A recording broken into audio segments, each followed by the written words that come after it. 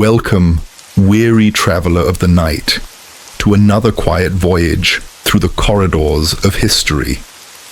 The Dead Sea Scrolls revealed spiritual belief. The Copper Scroll uncovered hidden riches. But when the Knights Templar dug into the ruins beneath the Holy Temple, they uncovered something that connected both.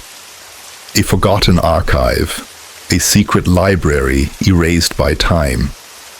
Inside those ancient scrolls were patterns of light, sacred geometry, and invocational formulas.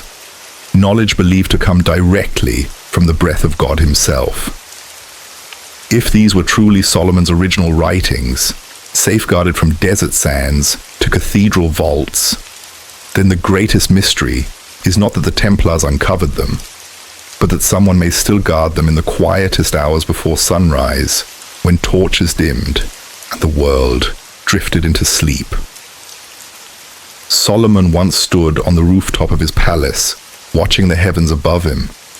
The night air was still and cool, and the sky over Jerusalem flickered with tiny flames that seemed to inhale and exhale with the living earth. He had always believed the stars were more than decoration, that they were a script waiting to be learned.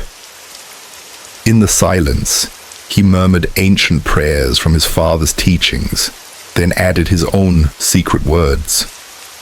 To Solomon, wisdom was not something one owned, but a living force that moved through creation like wind slipping through the leaves. He sensed it in the rhythm of the constellations, in the quiet vibration of stones beneath his feet, and in the faint glow that lingered against his skin. Below him, in his private chamber, thin pieces of parchment lay ready beside bowls of ink mixed from powdered lapis and ashes. By the light of a single lamp, he drew the shapes that appeared to him in dreams. Circles connected by slender stems, spirals bending inward and outward. Tiny symbols that seemed like letters, yet carried motion and sound rather than written words.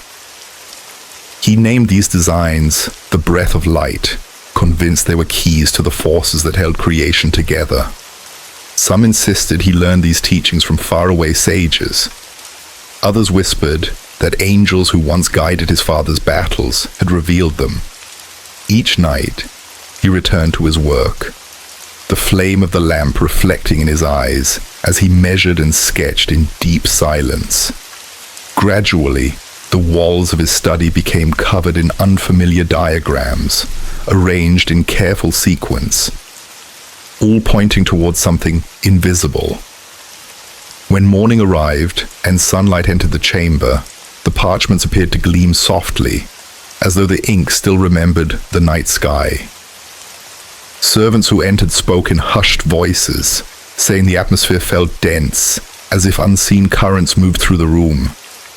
Solomon offered no explanation. He simply asked for more ink, more parchment, more peace. He soon realized that some patterns brought a gentle stillness, while others made the lamp flame tremble violently. Beside each design, he wrote a single note. Life rests in balance. His scrolls eventually filled an entire room beneath the palace, guarded at all hours. Rumors spread among his scribes that he was no longer studying, but listening, that the light itself whispered back. They claimed that one night he touched a symbol dusted in gold, and the air shimmered like heat rising from stone. When asked what he experienced, he simply said, "Truth moves without sound." After that, Solomon referred to his writings not as books, but as mirrors. Within their shapes, he believed, were reflections of how spirit molded the world, and how understanding light could make thought itself take physical form.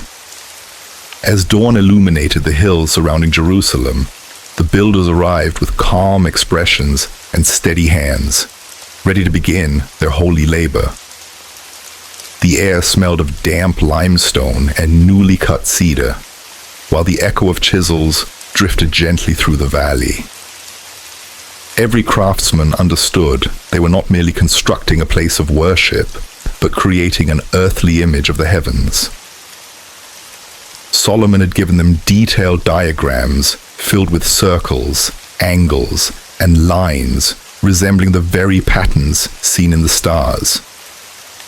Hiram, the master builder, an elderly man with years of wisdom, reminded them that the stones must breathe like living beings, and that every carved mark must carry both strength and intention.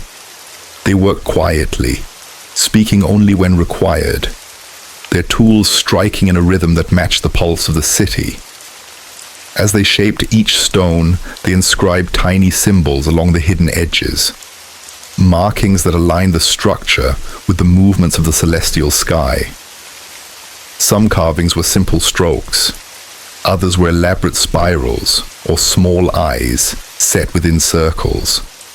Only a handful knew their full significance, but all felt guided by something beyond themselves. By midday, sunlight streamed into the unfinished temple, forming glowing shapes upon the ground that reflected the patterns carved above. Solomon often wandered among the workers, his robe brushing over dust-covered floors, his gaze following the shifting beams of light between the pillars.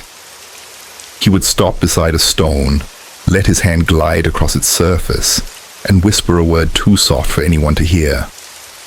The builders claimed that whenever he did this, the stone vibrated faintly, as though recalling the stars it had once mirrored. At night, when tools were set aside and the city grew hushed, a few workers lingered. They lit oil lamps and watched their flames flicker over the carvings. The shadows cast upon the walls formed shapes like constellations that guided travelers across deserts and seas. One young mason, bold and curious, climbed halfway finished stairs to the highest beam. There, he overlooked the dark valley, seeing a sky so vast and luminous it seemed to shift with hidden intention. He realized every arch, doorway, and corner of the temple aligned with something written in the night sky, as though the building itself was crafted not only for prayer, but to draw heaven and earth into a shared breath. When he told Solomon, the king smiled gently and said, "This temple will never contain God, but it will show us how near his light truly is." Inspired, the workers continued their task with renewed devotion, carving, measuring, polishing, until even the smallest stone held a memory of the stars. Eventually, the great walls rose, silent and strong, holding within them an unspoken message, written not in ink, but in the language of shadow and light. Then came the day when winds that once carried songs of devotion now roared between deserted streets as smoke curled upward from burning homes. Jerusalem, once radiant with gold and worship, shook under the weight of metal and fire.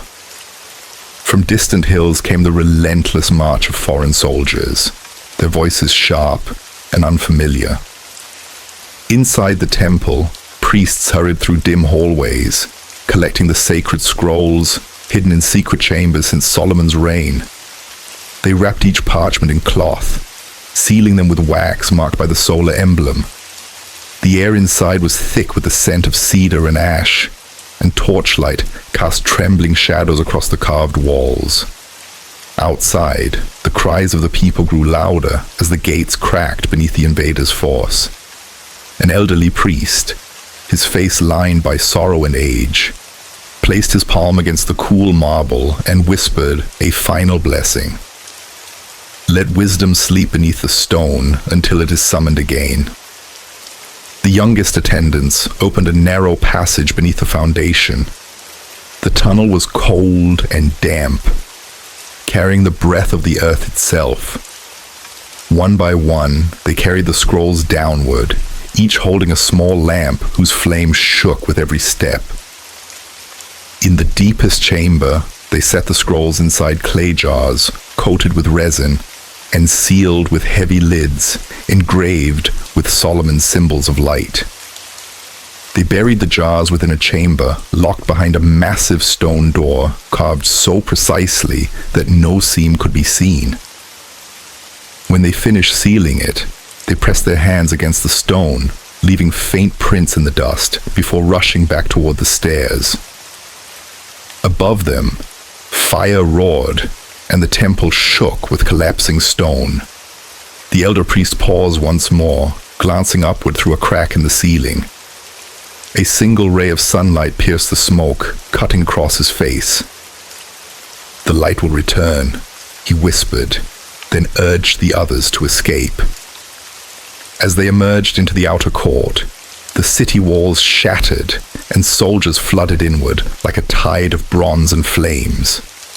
The priests scattered through the alleys, clutching fragments of sacred relics, fleeing toward the desert where silence and sand waited. By nightfall, Jerusalem burned. Its streets glowed like molten metal, its hymns replaced by stillness. Beneath its ruins, in the sealed chamber, the scrolls lay untouched, preserved by silence and stone. The conquerors would never know what rested below their feet, nor that within those jars slept the final voice of a king who once spoke with light and believed knowledge could never truly perish. Far from the shattered city, where sand stretched endlessly beneath the horizon, a small brotherhood traveled quietly beneath the moon. Their robes blended with the desert dust, their faces hidden from the wind. They carried no treasures of gold or jewels, only the responsibility of memory. They were the keepers, the final guardians of Solomon's wisdom, entrusted not with power or battle, but with remembrance. They built no shrines, raised no monuments, and shared their knowledge only in song. At night, when the cold covered the dunes, they gathered around a low fire that burned with a pale blue flame, singing in voices just above a whisper. Each melody concealed meaning within its rhythm. Each pause and tone carried patterns that, when understood, revealed the sacred geometry and secret utterances once written by Solomon. Their songs were never recorded, for written words could be lost or taken. Instead, they lived through memory, passed from mentor to student, parent to child, through generations that sought no throne and claimed no glory. When the wind shifted, they traced symbols in the sand, circles, stars, lines, knowing the shapes would vanish quickly but remain etched within the mind.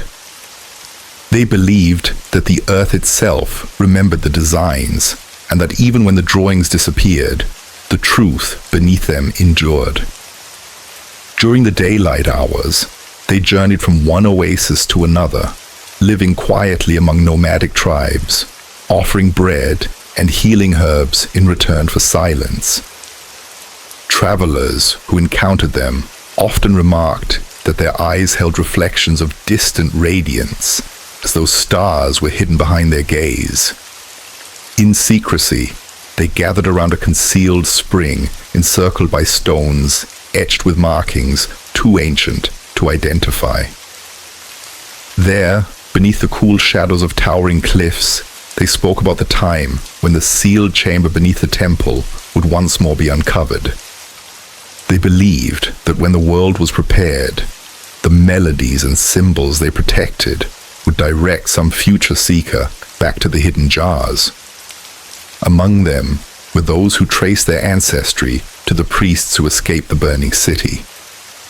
And with each generation, one individual was chosen to carry the memory of the route, a secret map not written with ink, but preserved through story and sound.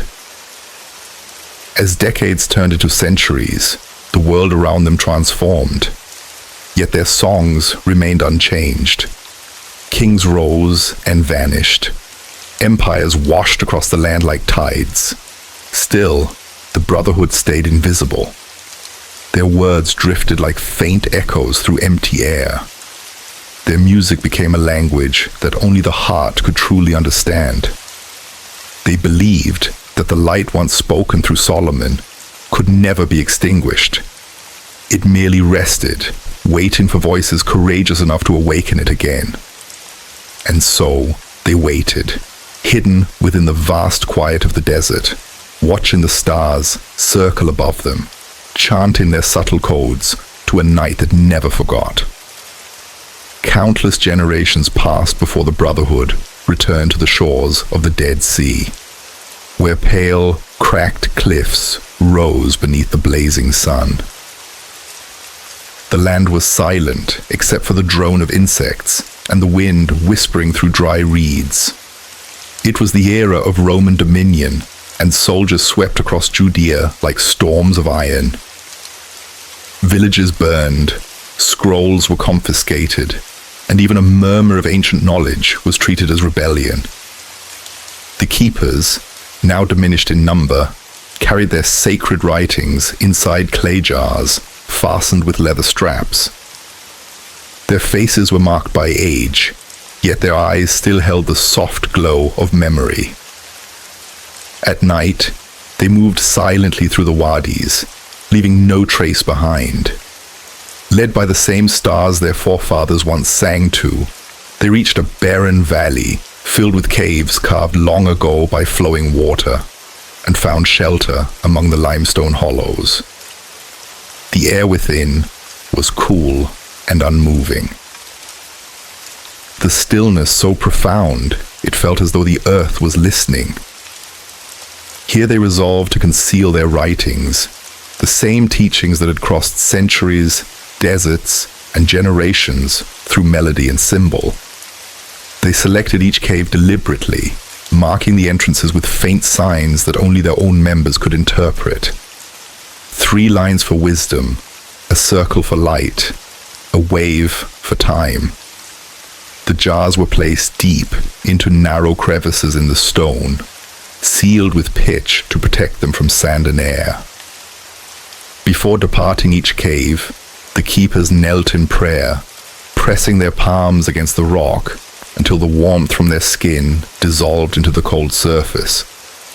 Some believed the earth would protect the knowledge as a mother cradles her sleeping child. By sunrise, the caves had returned to silence, their treasures hidden beneath layers of dust and shadow. Days later, Roman scouts rode through the valley and found nothing but stones and wind. The keepers had already slipped away, blending into distant towns or disappearing into the desert, where their existence became myth. Eventually, the sound of their footsteps vanished, though their memory remained scratched faintly into the stone of the cave walls. Generations afterward, shepherds and wanderers would walk those same paths, unaware that beneath them rested a library older than empires. Though the scrolls were sealed in darkness, they endured. The ink dried, the parchment cracked, yet the words survived, waiting for minds not yet born to give them voice again. The caves of Qumran stood as silent sentinels, their entrances half concealed by drifting sand and thorn. On certain nights, when the wind rose and moonlight grazed the cliffs, the air within them seemed to vibrate softly, like an echo of ancient songs still circling through time. Though the Romans believed they had extinguished every trace of forbidden wisdom, the truth slumbered beneath their marching feet, protected by stone, silence, and the devotion of those who carried Solomon's light across ages. Within the still chambers of the caves, where centuries of dust had collected like gentle sleep, one scroll differed from all others.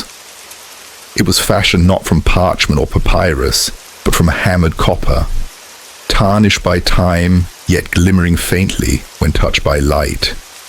Those who crafted it had done so with deliberate hands, engraving each letter with tools fine enough to split a grain of sand.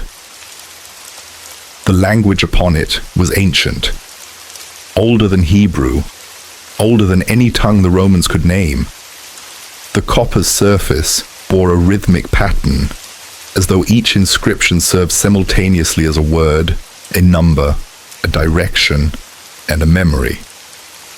It described vaults buried beneath mountains, chambers sealed by water and stone, where the treasures of Solomon's temple lay hidden beyond the sight of kings and conquerors. The keepers who forged it knew copper would survive what paper, fire, and centuries could not.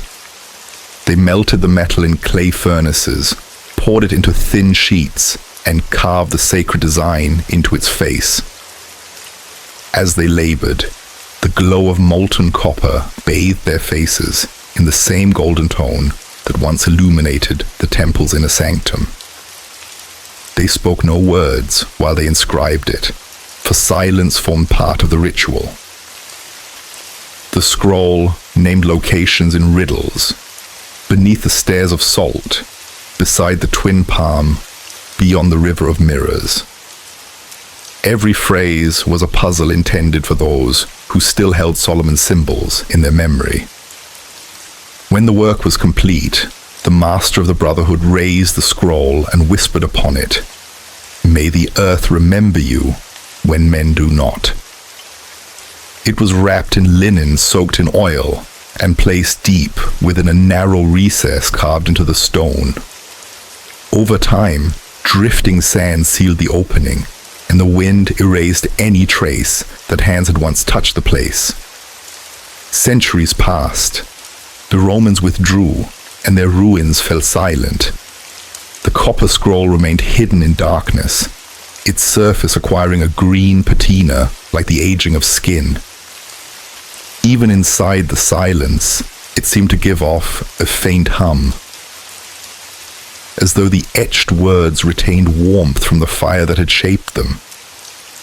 No one alive knew where the vaults it described truly lay, yet rumors of a metal record persisted in secret circles. Tales of a list that named every treasure of the ancient temple, not only of gold, but of something far more profound. The vessels of light, the singing stones, the instruments once used to measure the heavens.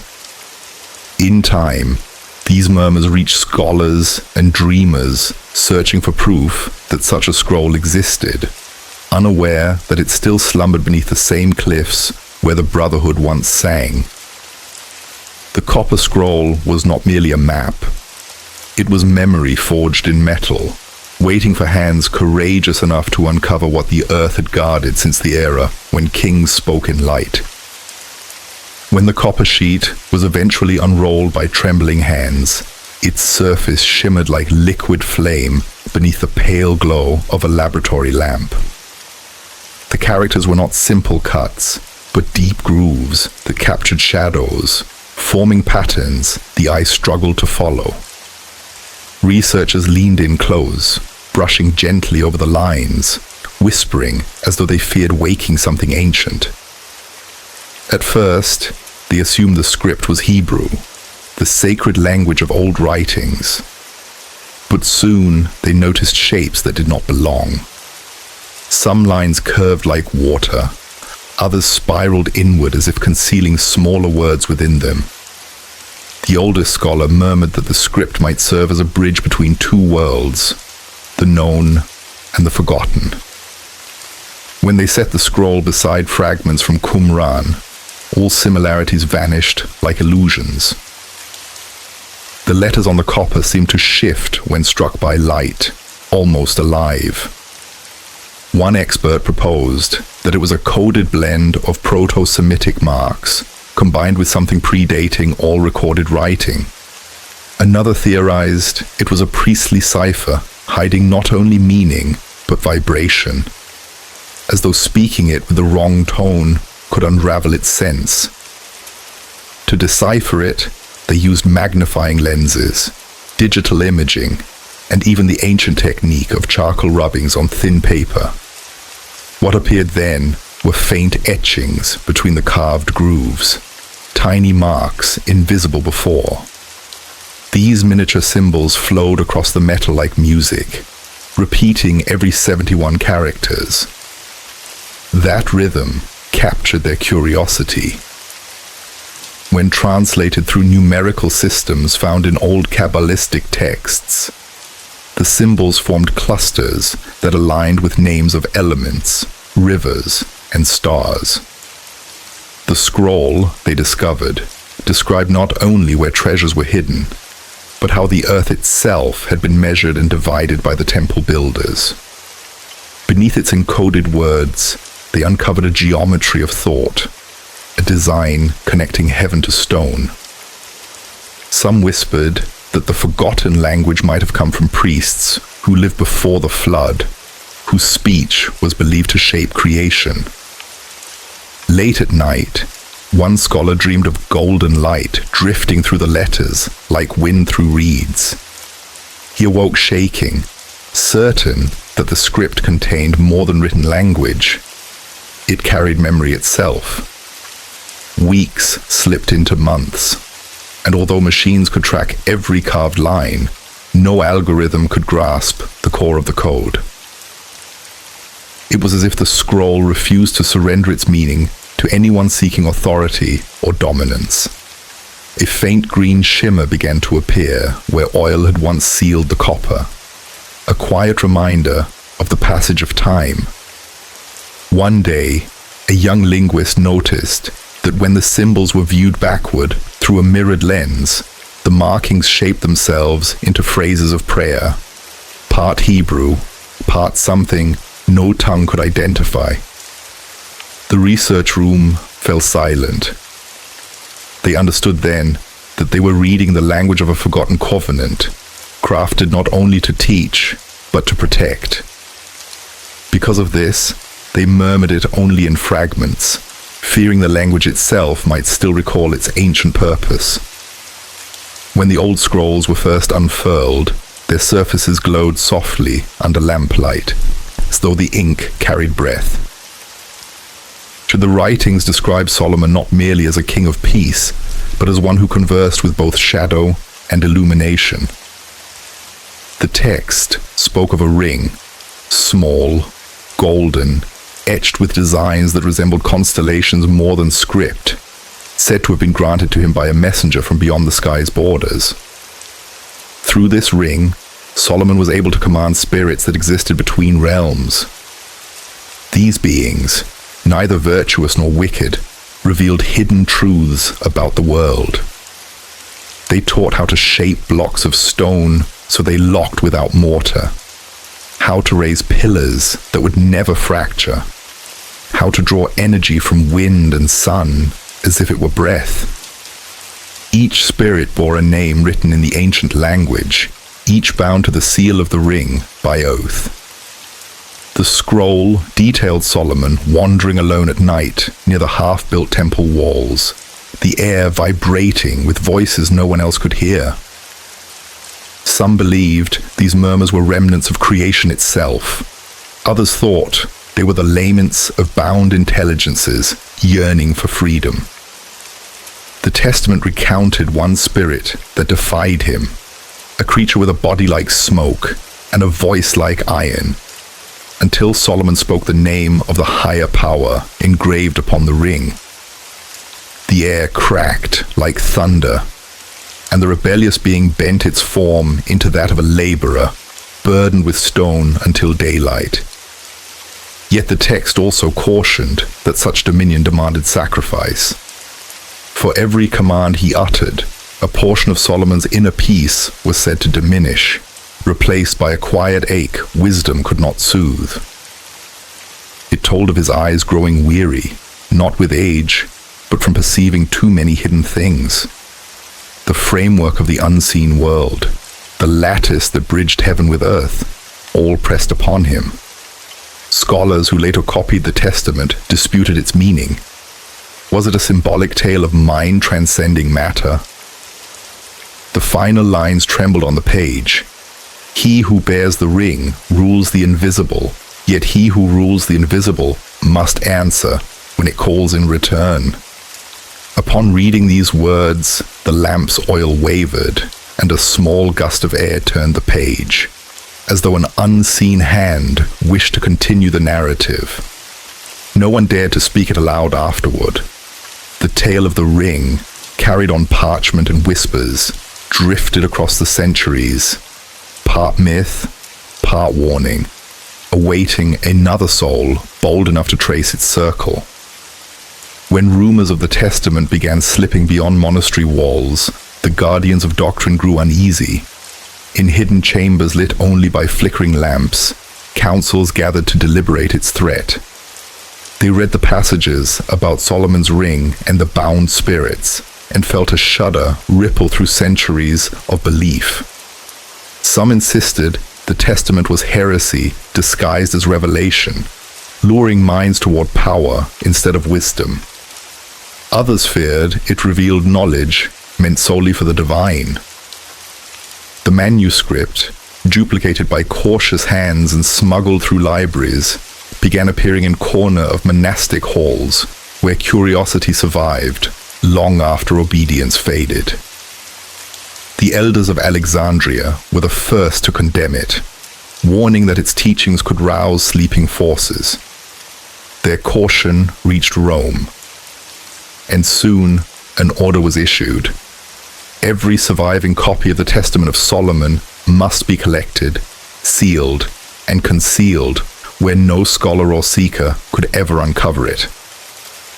In cold vaults beneath cathedrals, parchment after parchment was swallowed by silence, yet hiding it only breathed new life into its legend. People whispered that the book could grant sight into the invisible or summon voices from the ancient world. Some priests admitted to dreams of a luminous ring spinning above the temple, radiating light that curved and moved like a living entity. Others felt a sting of guilt for reading even a single line, as though a secret presence had stared back at them. Eventually, the church declared the Testament dangerous, not because it deceived, but because it might speak truth. The boundary between prayer and command blurred within its pages, and that, they feared, could unravel faith itself. By the early 5th century, the book was no longer read openly. Its name was spoken only behind locked doors, followed immediately by a prayer for protection. Still, silence could not erase the memory of its promise. In scriptoria that smelled of iron, ink, and age, a few daring scribes copied fragments into manuscript margins, disguising them as harmless annotations to safer texts. These ghostly lines traveled through history like faint candlelight down a dark hallway. Even as bishops proclaimed it lost, the Testament lingered. Every era that attempted to bury it only brought it closer to those who sought forbidden truths. And in the stillness of night, among shelves of chained volumes, the air would sometimes move, as though an unseen hand had turned a page meant to remain shut forever. Time flowed like soft sand through an abandoned hourglass, and the memory of Solomon's scrolls faded. The halls that once echoed with the voices of scholars grew cold. Their shelves surrendered to dust and silence. Empires rose and crumbled. Their historians reshaped the past with cleaner, simpler narratives that left no room for tales of spirits or rings of command. The copper scroll, the Testament, and the encoded fragments of ancient knowledge all faded into dim legends recited beside firelight, where truth blended with story. In remote monasteries, a few monks murmured of treasures buried beneath the old temple, protected not by locks, but by ancient vows. Merchants carried whispered tales across deserts, claiming a metal scroll of shining copper lay hidden within a sealed tomb, its words capable of summoning invisible helpers. But the true resting place of the scroll was lost even to those who desperately sought it. Centuries of conflict and ruin concealed its trail beneath layers of new stones and new beliefs. Libraries of the ancient world burned, their ashes carried by wind across distant seas. When the great centers of learning fell silent, the memory of what Solomon had written fell silent as well. Words that once made rulers tremble drifted into myths told by shepherds beneath moonlit skies, or scratched faintly upon fragments of clay. People began insisting the scrolls had never existed at all, that they were merely fantasies dreamt by those longing for perfect order in a world of chaos. Yet some hearts still felt an inexplicable pull toward the idea that pure wisdom had once walked the earth, recorded and then concealed before humanity could corrupt it. The centuries grew thick with quiet, but silence has a way of keeping secrets breathing. Beneath ruins long abandoned, locked behind stone and time, the scrolls waited as though listening. Every storm that passed overhead, every tremor caused by war or rebuilding, laid new layers of earth atop their resting place. Still, in the deepest chambers of forgotten temples, something faint endured, a glint of inscription, a hint of copper that refused to vanish. When the first explorers of a later era brushed dust from those ancient walls, they did not yet realize it, but the long centuries had been safeguarding something meant to return. When the world was again ready to hear it, when the Crusaders rode east under the scorching sun, they carried not only their crosses, but a longing older than religion.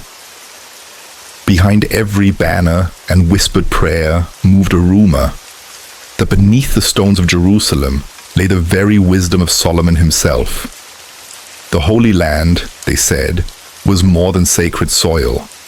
It was a vault of mysteries, a living relic capable of granting understanding beyond any king or priest. In the year 1191, as caravans crept through dust and desert wind, stories surged among knights who had never seen a manuscript but dreamt of golden scrolls glowing in torchlight. Some claimed the scrolls held formulas that allowed stone to move as though it floated. Others insisted they could summon the ancient temple builders from beyond time itself.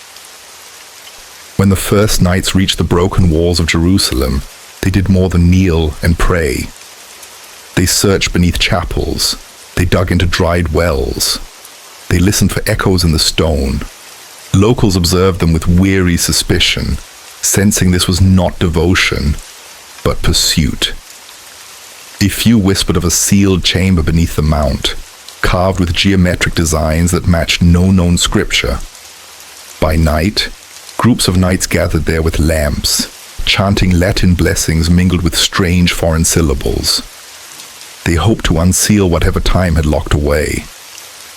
The ring of shovels against stone, the damp smell rising from the earth, the flicker of oil flames all cast their hidden rituals in golden shadow. Those who directed these secret searches often disappeared without explanation, taken by illness or swallowed by silence. Yet every disappearance only deepened the obsession. Pilgrims began believing the knights were not fighting for salvation, but for forbidden knowledge from Solomon's age. The few who returned to Europe were said to speak of the temple with eyes that glimmered faintly. They built new halls and called them houses of wisdom, guarded by symbols resembling the carvings found deep beneath Jerusalem. To the faithful, these knights protected holy relics. To the rare few who glimpsed their coded maps and seals, they were guardians of a secret too immense to name. And as the centuries rolled forward again, the legend of the hidden scrolls and of the knights who sought them began to spread like roots beneath the soil of history. Quiet, invisible, yet alive. Under Jerusalem's pale moonlight, the Templars labored in secrecy. Their shovels struck ancient stone beneath the temple mount, each dull sound swallowed by the dense night air. Only the faint torchlight revealed faces streaked with dust and sweat. For months, they dug through rubble in silence, guided by old maps and whispers passed down by monks and mystics. The deeper their excavation, the colder the air grew, carrying the scent of age and something metallic. Then one night, the their tools struck a hollow echo. A section of stone collapsed, revealing a narrow corridor with an arched ceiling engraved with faint markings that shimmered in the torch's glow. They advanced cautiously, stirring clouds of dust untouched for centuries. The corridor opened into a chamber sealed by a massive slab. On its surface lay a pattern none could decipher, yet all sensed carried great weight. When they finally pried it open, they found rows of chests arranged neatly, untouched by time. These chests were not crafted from wood or gold, but from an unfamiliar alloy that reflected light like wet stone. Strange symbols spiraled across their lids, neither Latin nor Hebrew, shifting subtly as flames flickered. The knights fell to their knees in astonishment, uncertain whether they'd uncovered a blessing or a curse. One chest was lighter than the rest, bound with thin copper-like bands. When they unfastened it, a rush of dry air escaped, carrying a faded scent of cedar and incense. Inside lay scrolls wrapped in linen, sealed with blue wax, stamped with a ring-shaped emblem. The parchment glimmered softly, inscribed with writing that drifted between languages, as though the letters were alive. The men spoke only in hushed tones, some crossing themselves, others smiling in disbelief. One whispered that this was the wisdom Solomon had concealed for a future age. Another insisted the words must never be spoken aloud. They chose to carry the chests to their subterranean quarters, hidden from kings and clergy alike.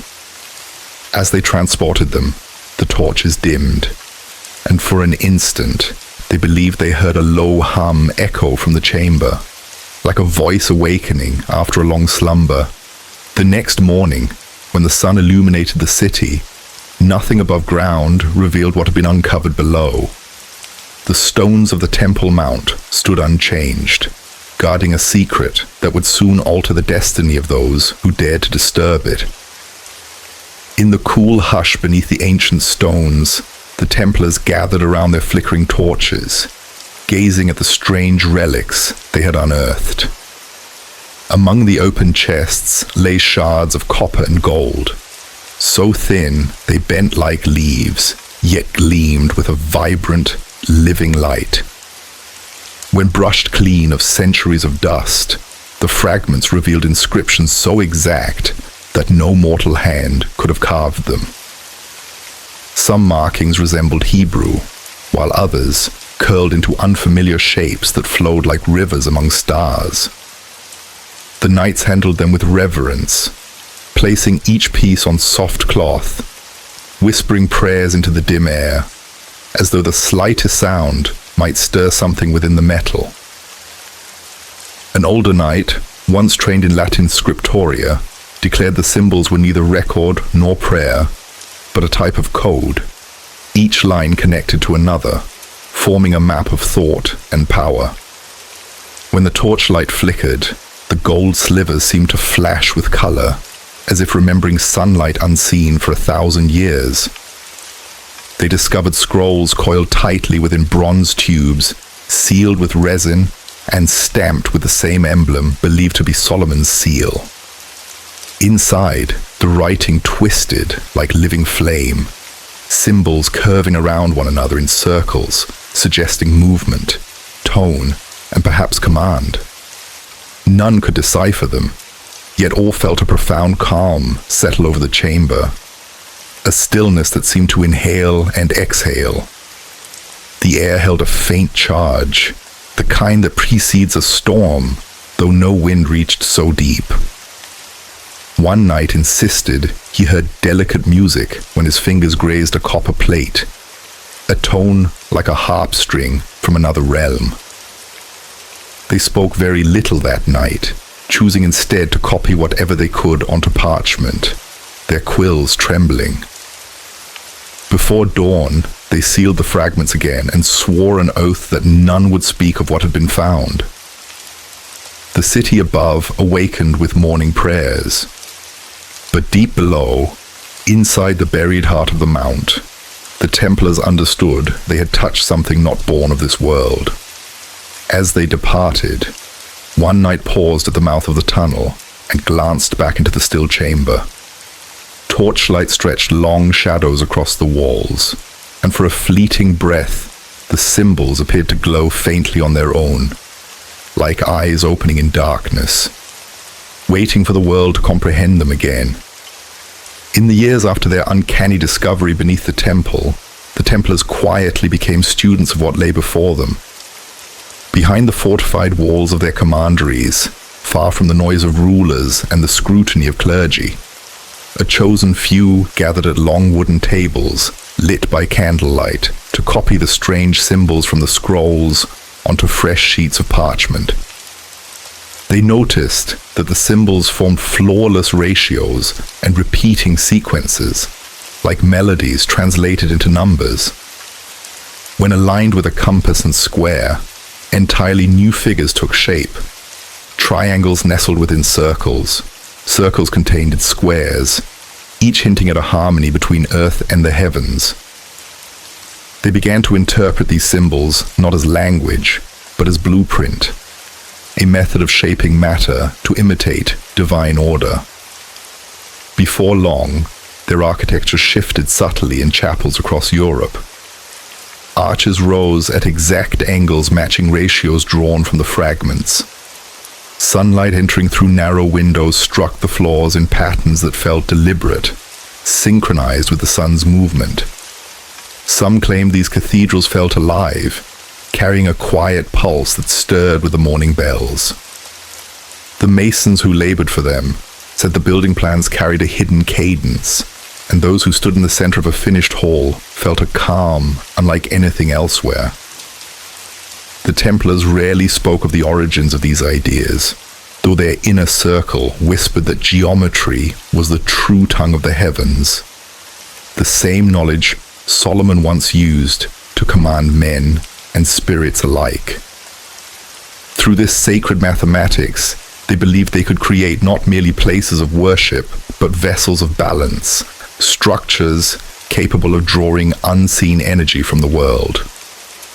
They began recording detailed notebooks bound in leather, filled with sketches, part map, part prayer. When a church was completed, they marked an almost invisible seal upon one stone, the same six-pointed star found etched into the ancient copper. It was said that at certain moments, when sunlight touched that mark, the air grew unnaturally still, and one could almost detect a soft hum of something eternal moving through the stone. To the world, the Templars were expert builders and defenders of faith. Yet behind that facade, they had become custodians of a new kind of knowledge, one requiring no words, only precision, patience, and the quiet, daring to follow invisible lines, linking all things. As the decades rolled on, the Templars rose from modest knights to a force that seemed to surpass ordinary human influence. Their strongholds appeared across continents, each constructed with a precision that defied conventional craft. Each positioned at points where sun and star crossed invisible paths only they appeared to recognize. Travelers spoke of how their castles and chapels glowed with a strange harmony at dawn, as though the stones retained memory of the hands that shaped them. The knights themselves moved with tranquil certainty, guided not merely by devotion, but by a deeper understanding that flowed from the scrolls they had unearthed beneath Jerusalem. Their symbols began appearing on walls, coins, and doorframes, subtle emblems of unity and balance. Their ships crossed seas others feared, and wherever they constructed, prosperity followed. Kings trusted them, merchants envied them. Even scholars sought their insight, sensing they perceived the world as an intricate pattern rather than a chaos of accidents. Some whispered their secret was gold. Others believed it was wisdom older than all kingdoms. But within their inner circles, they spoke of equilibrium, of forces that turned heavens and earth in silent proportion. They built networks of temples and commanderies linked by unseen geometry, each structure tuned like a note in a sacred hymn. During night prayers, chanting echoed through the long halls, and those passing outside swore the sound resonated not like human voices, but like the earth itself, answering. The Grandmaster kept the sealed chest concealed, its contents known only to the few capable of interpreting its symbols. From that knowledge came not weaponry, but understanding of time, measurement, and proportion. The Templars began lending their wealth to kings, directing the flow of currency as carefully as they once traced the flow of sunlight across stone. Their power did not lie in gold alone, but in mastery of balance, spiritual, architectural, and worldly. Yet with such influence came uncertainty. Some among them wondered whether the knowledge they protected was ever meant for mankind. They observed signs in the sky, repeating across years and kingdoms, and spoke quietly of a time when the balance would tilt again, when Solomon's wisdom might reappear to test those bold enough to claim it. For the moment, however, the world watched them ascend like an unstoppable tide. White mantles gleamed in the sun, red crosses glowing faintly as if warmed by a light not from heaven, but from the deep memory of the earth. In secluded chambers of abbeys and royal courts, whispers grew that the knights had grown too knowledgeable for their vows. Priests muttered that the Templars prayed differently, that their chapels aligned with stars instead of saints, and that their builders measured light as though it were itself divine.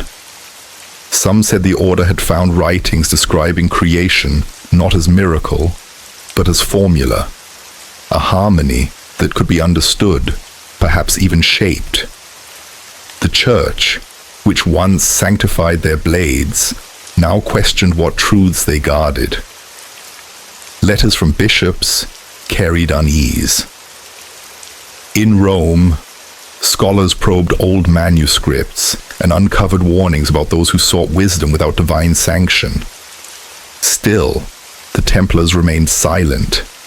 Their fortresses stood like islands of order in a restless age, their men obedient yet contemplative, their chaplains more inquisitive than penitential. When questioned, the knights bowed politely, offering only loyalty and devotion. But behind their eyes flickered something unspoken. Pilgrims who visited their halls spoke of libraries filled with brass and glass instruments, of parchment covered in designs mirroring the constellations. Some claimed to see circles carved into stone floors where knights knelt in unusual alignment, their prayers timed to the motion of the stars. Others insisted that deep within their commanderies lay hidden chambers containing relics older than any church, objects of light and geometry guarded by silence. The church noticed. Envoys were dispatched, veiled in courtesy, to observe and report. Yet even these returned unsettled, uncertain whether the Templars were heretics or seekers of a purer faith. In Rome, cardinals debated how much knowledge mankind should possess, and whether divine mystery was meant to be measured. The Grand Master accepted these messages with grace, but that same night his council met in secret. They sensed the winds shifting. The boundary between faith and forbidden understanding was razor thin, and their order stood directly upon it. Still, they built. They charted. They pursued the harmony binding the visible with the unseen. As dusk settled over their chapels, candles flickered against high stone walls, casting crosses over geometric lines running deeper than prayer. Above them, unseen, the stars moved in flawless rhythm. The same rhythm the knights had sworn to guard, even if the church no longer remembered how to listen. The bells carried an unusual weight, as though warning of an event that could never be reversed. In the streets, murmurs rushed ahead of soldiers bearing the king's crest, their armor dim beneath the grey October morning. Behind fortified doors, the Templars awoke to find their gates surrounded and their own brethren dragged away in chains. The accusations were severe: heresy, sorcery, and the secret worship of forbidden powers. Those who had once bowed respectfully before the knights now turned their eyes aside. In the great hall of the temple, Grandmaster Jacques de Molay stood composed as the charges were read aloud. He did not plead, nor raise his voice. He merely asked for time to pray. The king's men misinterpreted his quiet as confession. In the shadowed cellars of castles and cathedrals, torches sputtered against damp stone while prisoners faced interrogation. Some, under agony, spoke confessions twisted between desperation and survival. Others held their silence, choosing to let fire or blade bear witness in their stead. When the first of the devout was set to the flame, crowds pressed close. The crackling of burning wood drowned the whispered prayers, and the air filled with the smell of smoke and wet ash. Yet even then, onlookers said the knights did not scream. They met the fire as if their eyes already gazed beyond it. Word spread that before his death, de Molay looked toward the cathedral and uttered a prophecy that both king and pope would soon stand before God to answer for their deeds. Within months, the prophecy began to feel less like rumor. The order was dissolved, its land seized, its treasure scattered or hidden by those few who escaped the king's reach. Across seas and deserts, Templar ships vanished, each carrying the last remnants of their secret knowledge. Monks in distant monasteries were told to strike their names from the ledgers, to forget the men who once safeguarded the roads to the Holy Land. Yet even as the smoke faded, the tales persisted. Travelers claimed to see knights in foreign harbors wearing unfamiliar symbols on their cloaks. Candles were found burning inside ruined fortresses long abandoned. And somewhere, far from any king's power, a small chest was said to lie buried in the earth, silent, sealed, waiting for memory to return. The flames that consumed their bodies could not erase the geometry of their belief, nor the lines they had drawn between heaven and stone. Though the world declared their fall, the equilibrium they protected continued to vibrate softly beneath the surface of things, patient and undying. When the fires dimmed and night swallowed the last cries of the condemned, another quiet movement stirred beneath the world. In secluded harbors and hidden monasteries, the surviving Templars gathered whatever they could save: relics wrapped in linen, coded maps inked with shaking hands, and scrolls believed to hold the wisdom of Solomon. They exchanged few words, for speech could betray them. But their eyes carried the same purpose that once led them across oceans and deserts. As dawn rose over the port of La Rochelle, a thick mist settled over the harbor, veiling the ships that waited with sails lowered and lamps dimmed. The men moved through the fog like spirits, their boots leaving soft, wet prints along the dew-slick planks. Each chest lowered into the ship's holds bore symbols of protection, not for gold, but for knowledge. Lines and circles taken from a geometry known only to their order. Some ships aimed toward the western horizon, toward lands uncharted. Others sailed north along icy coastlines, toward places whispered only in the halls of initiation. Among them, one vessel carried a chest small enough for a single man to lift. Inside, the ancient scrolls lay resting, sealed with wax and wrapped in silk darkened by centuries. The voyage was long and perilous. Storms battered the ships, swallowing many vessels and their cargo into the sea's depths. Yet a few reached hidden shores, where the red cross of the Templars slowly faded into new symbols, and their flight dissolved into legend. In remote valleys and mountain passes, they built humble chapels disguised as barns, carving signs into the stone that unknowing eyes mistook for mere decoration. There they read the scrolls by candlelight, whispering words that spoke of a covenant older than any throne. The wind carried their murmured verses through gaps in the walls, blending with the hum of crickets and the gentle breaths of those who kept vigil. As the decades passed, their numbers thinned, but their mission deepened. Children were taught songs that carried echoes of their code. Farmers buried small tablets near the roots of ancient trees. Through such quiet acts, the legacy of the Templars endured, waiting for the proper century to rise again.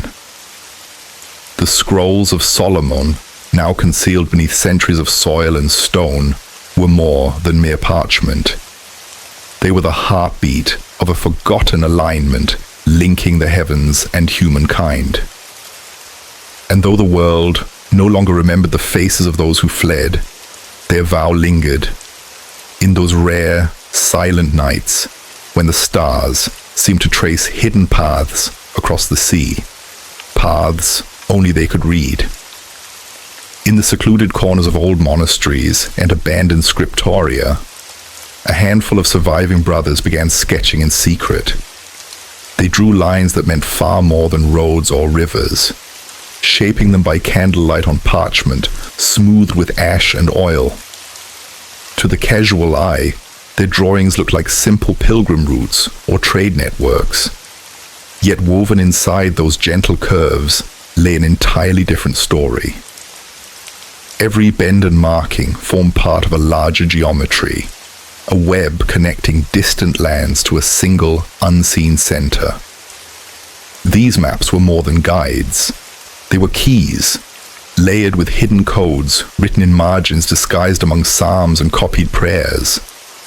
Beneath the visible words of devotion lay faint signs resembling constellations, star patterns aligned with mountains and rivers that mirrored pathways across the night sky. A scholar who copied such a manuscript centuries later would see nothing except sacred text, never realizing the ink concealed the resting places of ancient knowledge. The Templars who created these maps worked in absolute silence, passing fragments from hand to hand, ensuring no single man ever saw the entire design. Some pieces were hidden beneath stained glass windows in remote chapels built far from royal scrutiny. Others were stitched into the bindings of holy books and carried over oceans by merchants and monks unaware of their weight. A few maps were carved directly into stone, disguised as floor mosaics inside forgotten crypts. Their meaning revealed only when sunlight struck them at certain angles during solstice dawn. As time advanced, whispers began describing the paths of Solomon, a phrase believed to mark a secret trail of wisdom left by those who protected the scrolls. Pilgrims unknowingly walked these routes, unaware that each mile formed part of an invisible pattern reaching back to Jerusalem itself. Even as civilizations rose and collapsed, the design remained untouched, waiting beneath buildings and rivers. Scholars of later centuries puzzled over uncanny alignments between Templar fortresses and ancient sacred locations, never understanding that the same geometry once drawn on wax-coated parchment still existed beneath their feet. When war and plague swept across the land, the maps were driven further underground, hidden inside wooden chests, or pressed into clay sealed with salt. Some say a handful of copies survived within families, who remembered only that they must guard what they did not fully grasp. From these families grew legends of ancestors carrying holy maps that pointed not toward treasure, but toward illumination. Even today, scattered fragments rest in private collections and museum vaults, dismissed as myth or decorative art. Yet when assembled, their lines seem to vibrate with the same harmony that once directed the builders of sacred stone. The message, though faint, continues to wait for those who can recognize not only the marks of ink, but the memory of something derived from the mind of God. Centuries after the Templars disappeared into legend, the soft scratch of quills again filled candlelit chambers where men devoted to hidden study gathered. These were the alchemists, seekers of the eternal pattern, who believed that every element of the earth whispered a secret when viewed under the correct light. Within their manuscripts of strange sigils and golden circles, particular symbols began reappearing. Lines, spirals, intersecting stars identical to those carved upon the mysterious copper scroll buried beneath Judean dust. No one knew why the same markings used to identify Solomon's lost treasures now glimmered in the margins of alchemical texts copied in forgotten monasteries and private libraries. Scholars bent over their tables late into the night, tracing threads between metals, stars, and ancient names. Some insisted the symbols were keys to transmutation, a method to turn base metal into gold. But others whispered they pointed towards something far deeper, the transformation of the soul itself. In Prague, Florence, and Cairo, small circles of seekers transmitted diagrams like sacred relics, convinced they were studying fragments of a language more ancient than Babylon. When they compared their manuscripts, the similarities were unmistakable. Every line and arc obeyed a hidden geometry, as though each page belonged to a map stretching far beyond their comprehension. They began to call it the Alchemist's Code, a secret grammar of creation capable of opening gates between heaven and earth, if read in the intended order. Some dismissed this as delusion. Yet the same emblem once engraved on Templar rings now appeared above laboratory doors where furnaces burned through the night. Even the colors of their flames, white, red, and finally gold, echoed the stages described in the oldest Templar hymns about light descending through matter. It was as though the ancient scrolls had discovered a new voice through glass vessels, mineral powders, and whispered incantations. A few alchemists recorded dreams of a shining city buried beneath the desert, its walls pulsing like living metal. In these visions, the symbols reorganized themselves into radiant script. They awoke believing the images were not inventions of the mind, but memories carried through the blood of those who once protected Solomon's teachings. Their writings warned that the code could produce either enlightenment or destruction, depending on the heart that sought it. In time, kings and popes outlawed such work, fearing the alchemist's knowledge might challenge the church's claim to divine authority. Still, behind locked doors and heavy curtains, candles flickered over brass instruments, and the gentle hum of discovery persisted. What began as a quest to alter metal had transformed into a journey toward forgotten wisdom. And within that faint glow, the ancient language of Solomon lived again, silent, patient, waiting, as the world entered the brilliance of the Renaissance. The veiled symbols of the old order stirred once more, not upon battlefields or in hidden lodges, but in the delicate hands of artists, architects, and thinkers who shaped beauty as though guided by unseen diagrams. Throughout Italy, France, and Spain, Cathedrals rose bearing arches that mirrored constellations, and paintings blossomed with patterns too precise to be mere decoration. Under layers of pigment and piety, the same geometry once drawn by the Templars surfaced again. The flower of life appeared carved into marble floors, the compass star faintly etched into saintly halos, the golden ratio spiraling quietly inside sacred faces. Masters like Leonardo da Vinci and Michelangelo worked as though they remembered a truth the church had tried to erase, leaving in their art subtle reminders of knowledge older than doctrine itself. The Vitruvian Man stretched inside a perfect circle and square, not merely as a study of anatomy, but as a silent echo of Solomon's proportions, a diagram uniting the divine and the human. In Florence, scholars whispered that hidden within the great frescoes were numeric harmonies identical to those the Templars had used when raising their fortresses and temples. In the cathedrals of Paris, sunlight poured through stained glass, arranged so that on the morning of the equinox, it traced golden lines across the nave, revealing symbols visible for only a moment. Musicians, too, seemed to sense the code. They built musical scales upon intervals that mirrored the ratios engraved on the copper scrolls, turning geometry into sound.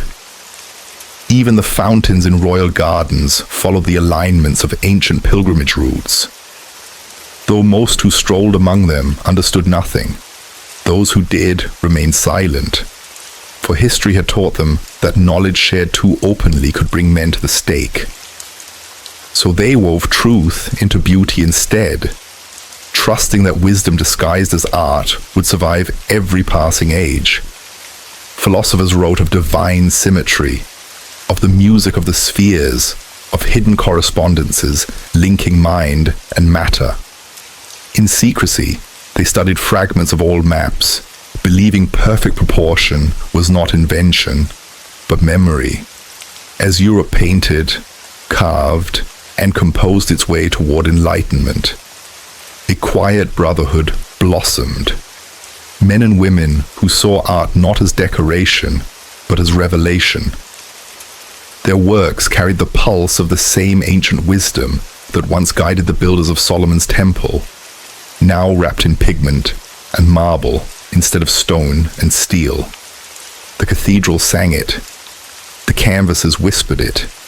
The sculptures breathed it. To the devout, it was beauty. To the initiated, it was continuity, an invisible thread running through every masterpiece, tying the Renaissance not to its own century, but to the silent promise of the Templars, to keep the ancient light alive, hidden in plain sight. During the age when cathedrals gleamed and reason began to challenge faith, whispers arose of a far older power stirring beneath the world, a force said to have come from King Solomon's own mind. It was not gold or jewels he guarded most fiercely, but a science of light, a method of shaping the unseen fabric of existence through harmony and vibration. Those who studied the traces of this secret claimed it could bend not only matter, but thought itself.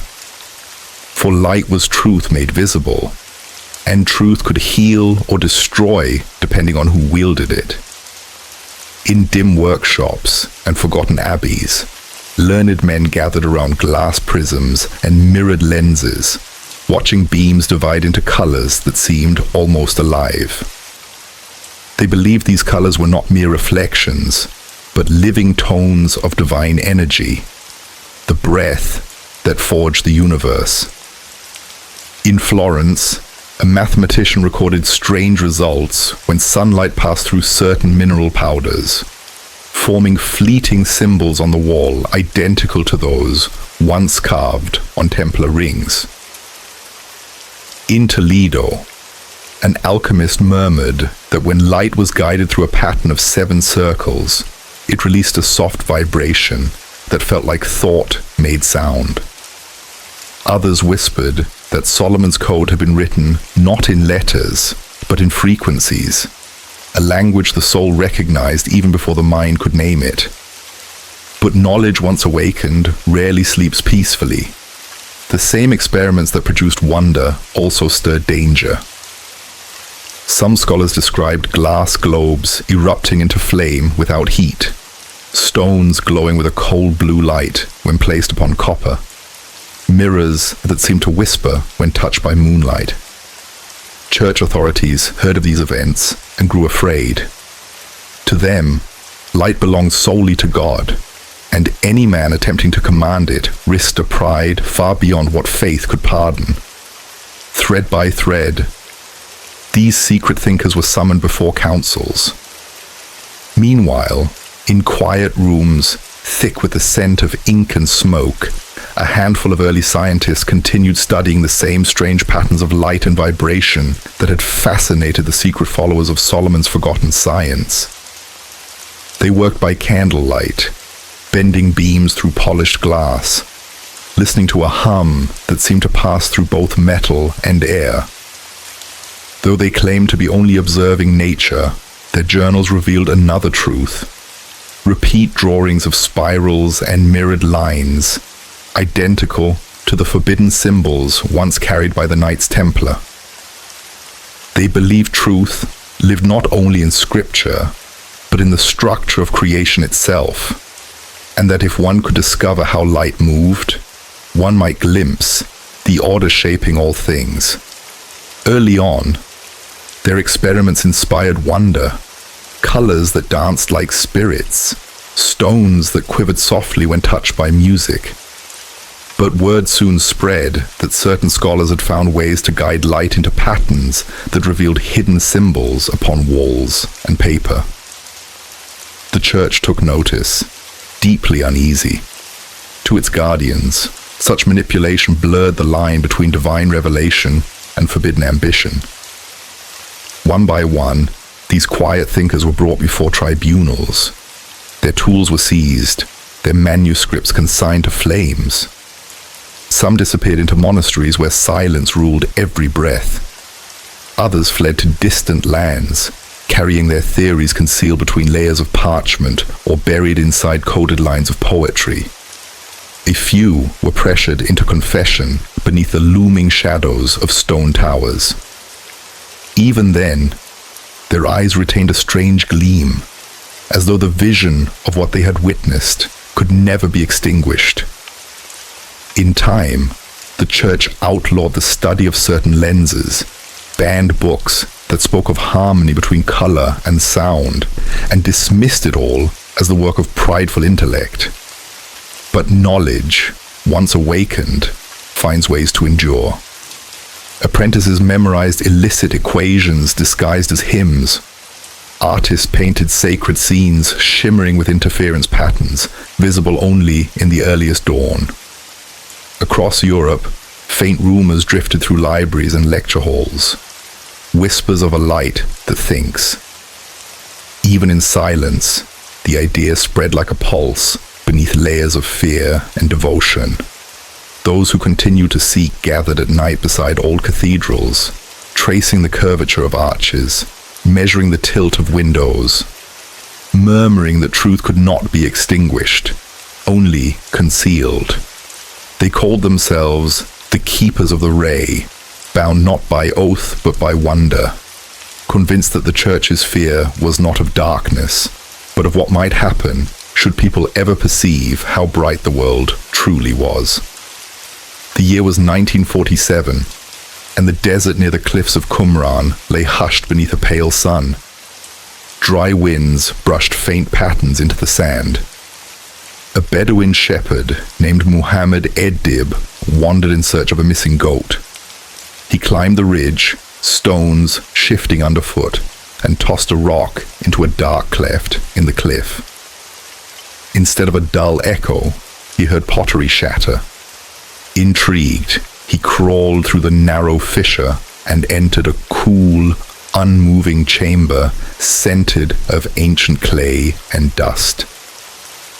As his eyes adapted, he saw tall jars lined neatly along the wall. their lids hardened by centuries.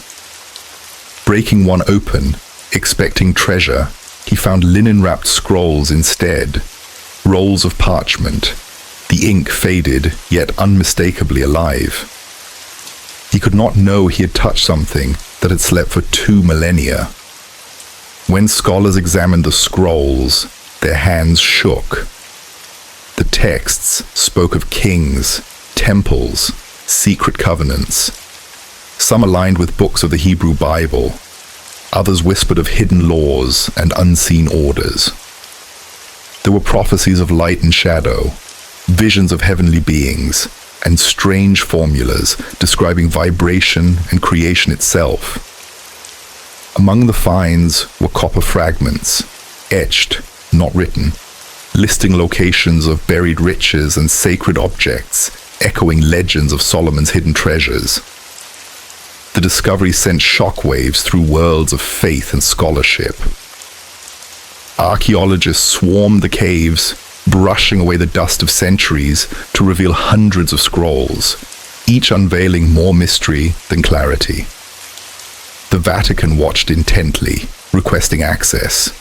Scholars murmured heatedly about origins, authenticity, and meaning.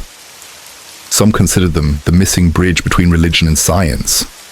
Others feared the disruptive truths they might reveal.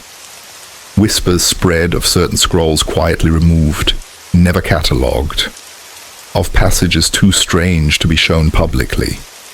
Museum visitors noticed faint symbols scratched near margins, resembling those once used by the Templars, suggesting these were not merely sacred reflections, but pieces of a forgotten system, perhaps even fragments of Solomon's ancient science of light and sound. The desert, having swallowed their story for 2,000 years, had finally returned it, piece by piece, as though time itself had decided the moment to exhale. The shepherd went home unaware of the storm he had awakened, and for the first time in centuries, the world began to wonder whether those ancient whispers, wisdom, hidden and forbidden, were inviting humanity to read again. When the copper scroll was finally unrolled, the entire field of history seemed to hold its breath. Unlike the fragile parchment scrolls found nearby, this one was heavy, green with age, carved onto 2 sheets of hammered copper, fused by centuries of stillness. It took years of meticulous effort to separate them without breaking their surfaces. What emerged was unlike scripture. No prayers, no prophecy. Instead, 64 precise locations where vast stores of gold, silver, and sacred artifacts were said to be concealed. Yet the script defied classification. Neither Standard Hebrew nor Aramaic. Its letters shimmered in peculiar arrangements, carved by a mind that understood geometry as deeply as language, aligning the text to invisible mathematical proportions. Some scholars declared it mere inventory, hidden treasure from before Jerusalem's fall. Others whispered it was no simple map, but a coded formula, a key to a system far older than the Second Temple. When light struck the copper at certain angles, circles and intersecting lines surfaced beneath the script, diagrams resembling alchemical sigils or distant mandalas.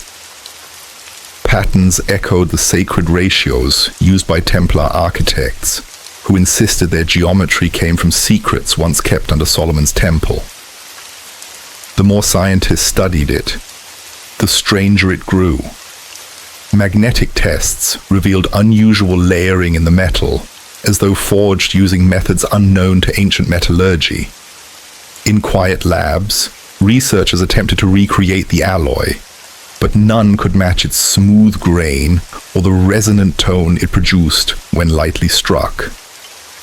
The scroll seemed to hum when warmed, almost as if it retained memory of its creation. Rumors whispered that certain lines described not treasure, but vaults aligned to stars, structures built to channel or contain forces. Phrases some interpreted as references to light itself, Theologians warned humans were not meant to follow such maps. But curiosity outweighed caution. Expeditions set out across Judea, tracing copper-etched directions like pilgrims chasing forgotten promises. They found no gold, but some reported caves glowing at night. Sounds like distant bells, walls carved with symbols matching medieval cathedrals. It was as though history was speaking through metal, calling across centuries to anyone willing to listen.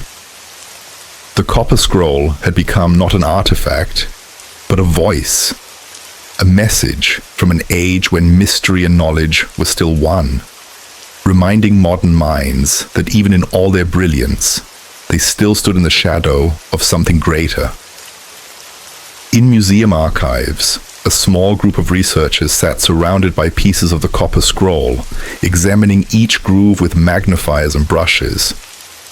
Among them was a linguist from Alexandria who noticed something remarkable: symbols hidden within the etchings that did not belong to known Hebrew. Older, more geometric, curving into triangles and spirals like diagrams that breathed. Comparing them to manuscripts kept in restricted library collections, he froze. The same signs appeared within copies of the Testament of Solomon, a long-dismissed text claiming the king commanded unseen forces with a ring of divine light. These markings were purposeful, rhythms and proportions designed to harmonize light, sound, and number. He sent sketches and equations to colleagues, proposing that the scroll might offer not just treasure locations, but instructions for aligning energy through geometry, the same concept hidden in Solomonic law about light and command. Weeks later, he received a polite letter instructing him to cease his research for security and preservation reasons. His notes were quietly archived, his funding withdrawn. Others met similar fates. A French archaeologist who discovered matching symbols in Vatican vaults was reassigned overnight. A young physicist decoding spiral ratios in the copper text found her laboratory access abruptly revoked. No accusations, no scandal, only gentle phrases about protecting religious harmony. Behind closed doors, a few whispered that the copper scroll was far more than historical artifact, that it bridged spiritual myth and physical law, possibly proving Solomon's science of light had once been real. Those whispers died quickly. Some fragments moved into private collections. Others were sealed away with new catalog numbers, their existence quietly erased. Yet among the few who had seen them, memory lingered. They spoke of symbols that seemed to pulse faintly when illuminated, of lines shimmering in ways no aged metal should. It was as if the scroll resisted being forgotten, calling through reflected light to anyone still willing to look deeper. Rumors surfaced that a few pages of notes had escaped suppression, copied by hand, passed secretly to those who believed the link between the copper scroll and the Testament of Solomon might unlock a power once meant to unite heaven and earth. They named it the Forgotten Link, and even now, its trail glows faintly in the meeting place of science and faith. It began quietly, almost imperceptibly, in the dim corridors of museum basements where the copper scroll rested under glass and soft lamps. One morning, a curator in Amman noticed that a small identification plate, once attached to the edge of the second copper sheet, had vanished. Staff searched the floors, assuming it had fallen, but it was nowhere. Within months, similar reports emerged from other archives housing minor fragments. Tiny slivers of the copper scroll, each no bigger than a thumb, began to disappear from their mounts, leaving behind faint, dusty outlines where they had once rested. Security cameras revealed nothing unusual. The doors had remained locked, the alarms silent, and no signs of tampering appeared. Officials dismissed the vanishings as filing mistakes or catalogue errors. Yet among historians, quiet rumors rose that someone was deliberately gathering the fragments, perhaps following instructions encoded within the scroll itself. When a London journalist attempted to trace the ownership history of pieces loaned to private collectors, she discovered that half had changed hands through anonymous auctions over the last decade. Some fragments were tracked to vaults in Switzerland, others to private estates in France and Malta.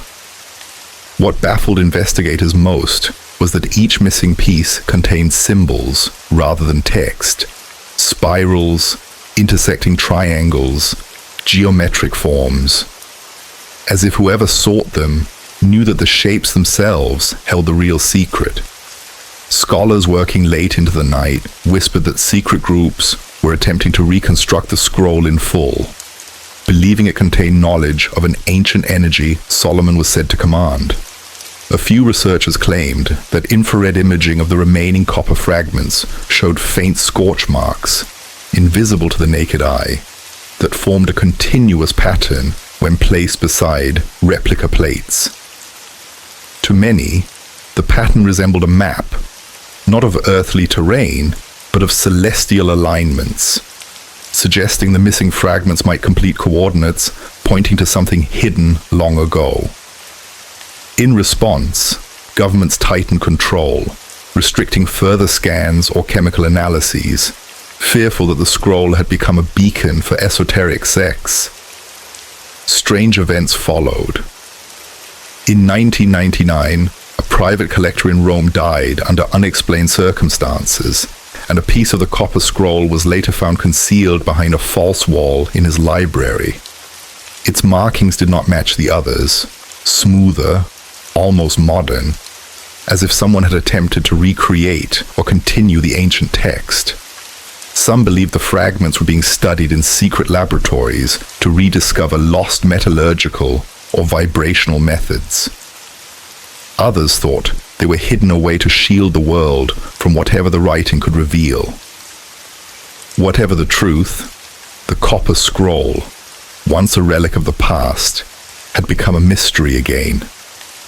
Its pieces scattered across nations like seeds of an unfinished message, and somewhere, perhaps in the vault of a secluded monastery or the drawer of an overlooked archive, the final missing section still waits, etched with the last echo of a king who once spoke with light.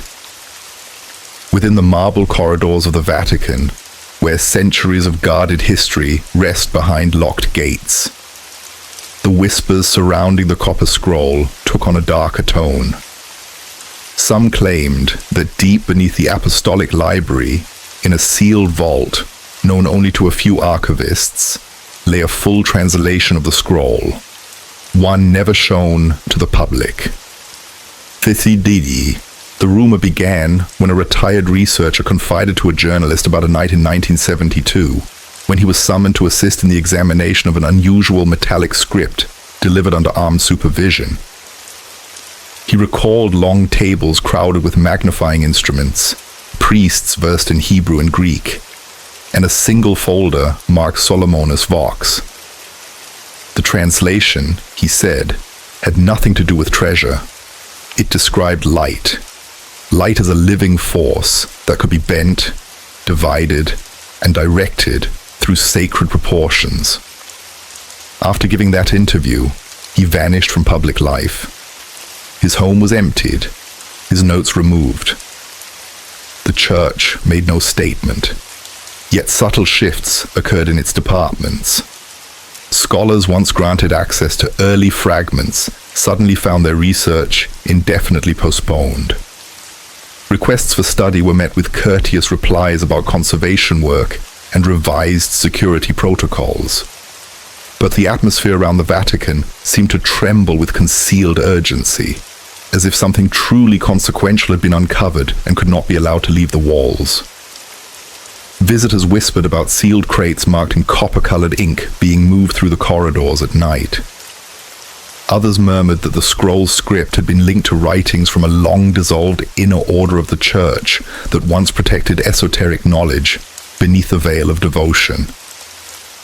Those who believed in a Vatican silence argued that the Church understood the scroll's true danger, not as a relic, but as a force capable of reshaping belief itself. If Solomon had indeed mastered light, it would imply divine power was not accessible only through heaven, but through understanding, a concept the Church had suppressed for centuries. The deeper one searched, the more blurred the boundary became between theology and physics, prayer and frequency. A single leaked note, allegedly originating from inside the archives, described the scroll's writings. A hymn written in numbers. That phrase alone revived fervor among hidden circles of historians, alchemists, and even engineers who suspected the Vatican feared not heresy, but proof that faith and science were once the same language expressed through light. But inside those walls, no confirmation ever surfaced. The scrolls remained unseen, their translation locked away, while the outside world continued its search for scattered fragments of a truth the Church may already possess, and has chosen to guard in the shadowed chambers of eternity.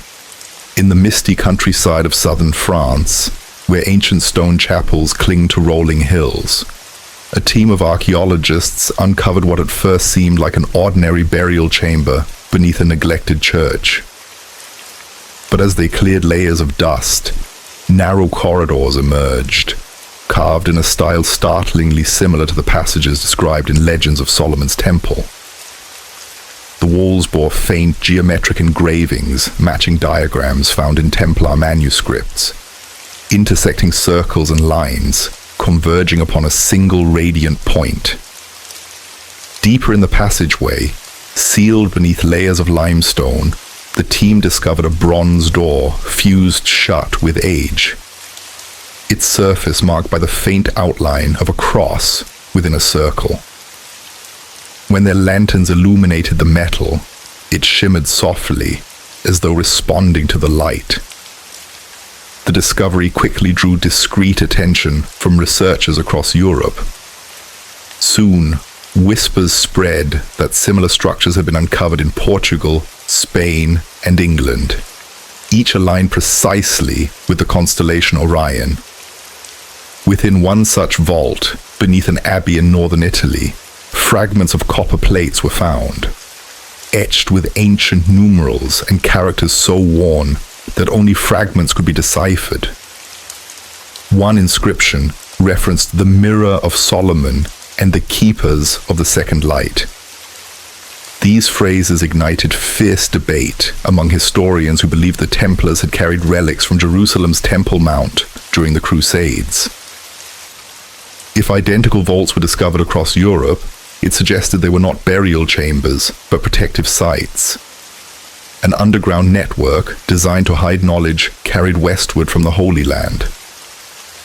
As news spread, access to many of these chambers was abruptly restricted by private orders and governmental authorities citing preservation concerns. But those who had already ventured inside described the same haunting silence, the same sensation that these passageways were built not to conceal gold, but to guard a sacred covenant. Some scholars speculated that whatever the Templars uncovered beneath Solomon's temple, perhaps the very relics hinted at in the copper scroll, had been divided and hidden across Christendom so that no single power could ever claim the entire truth.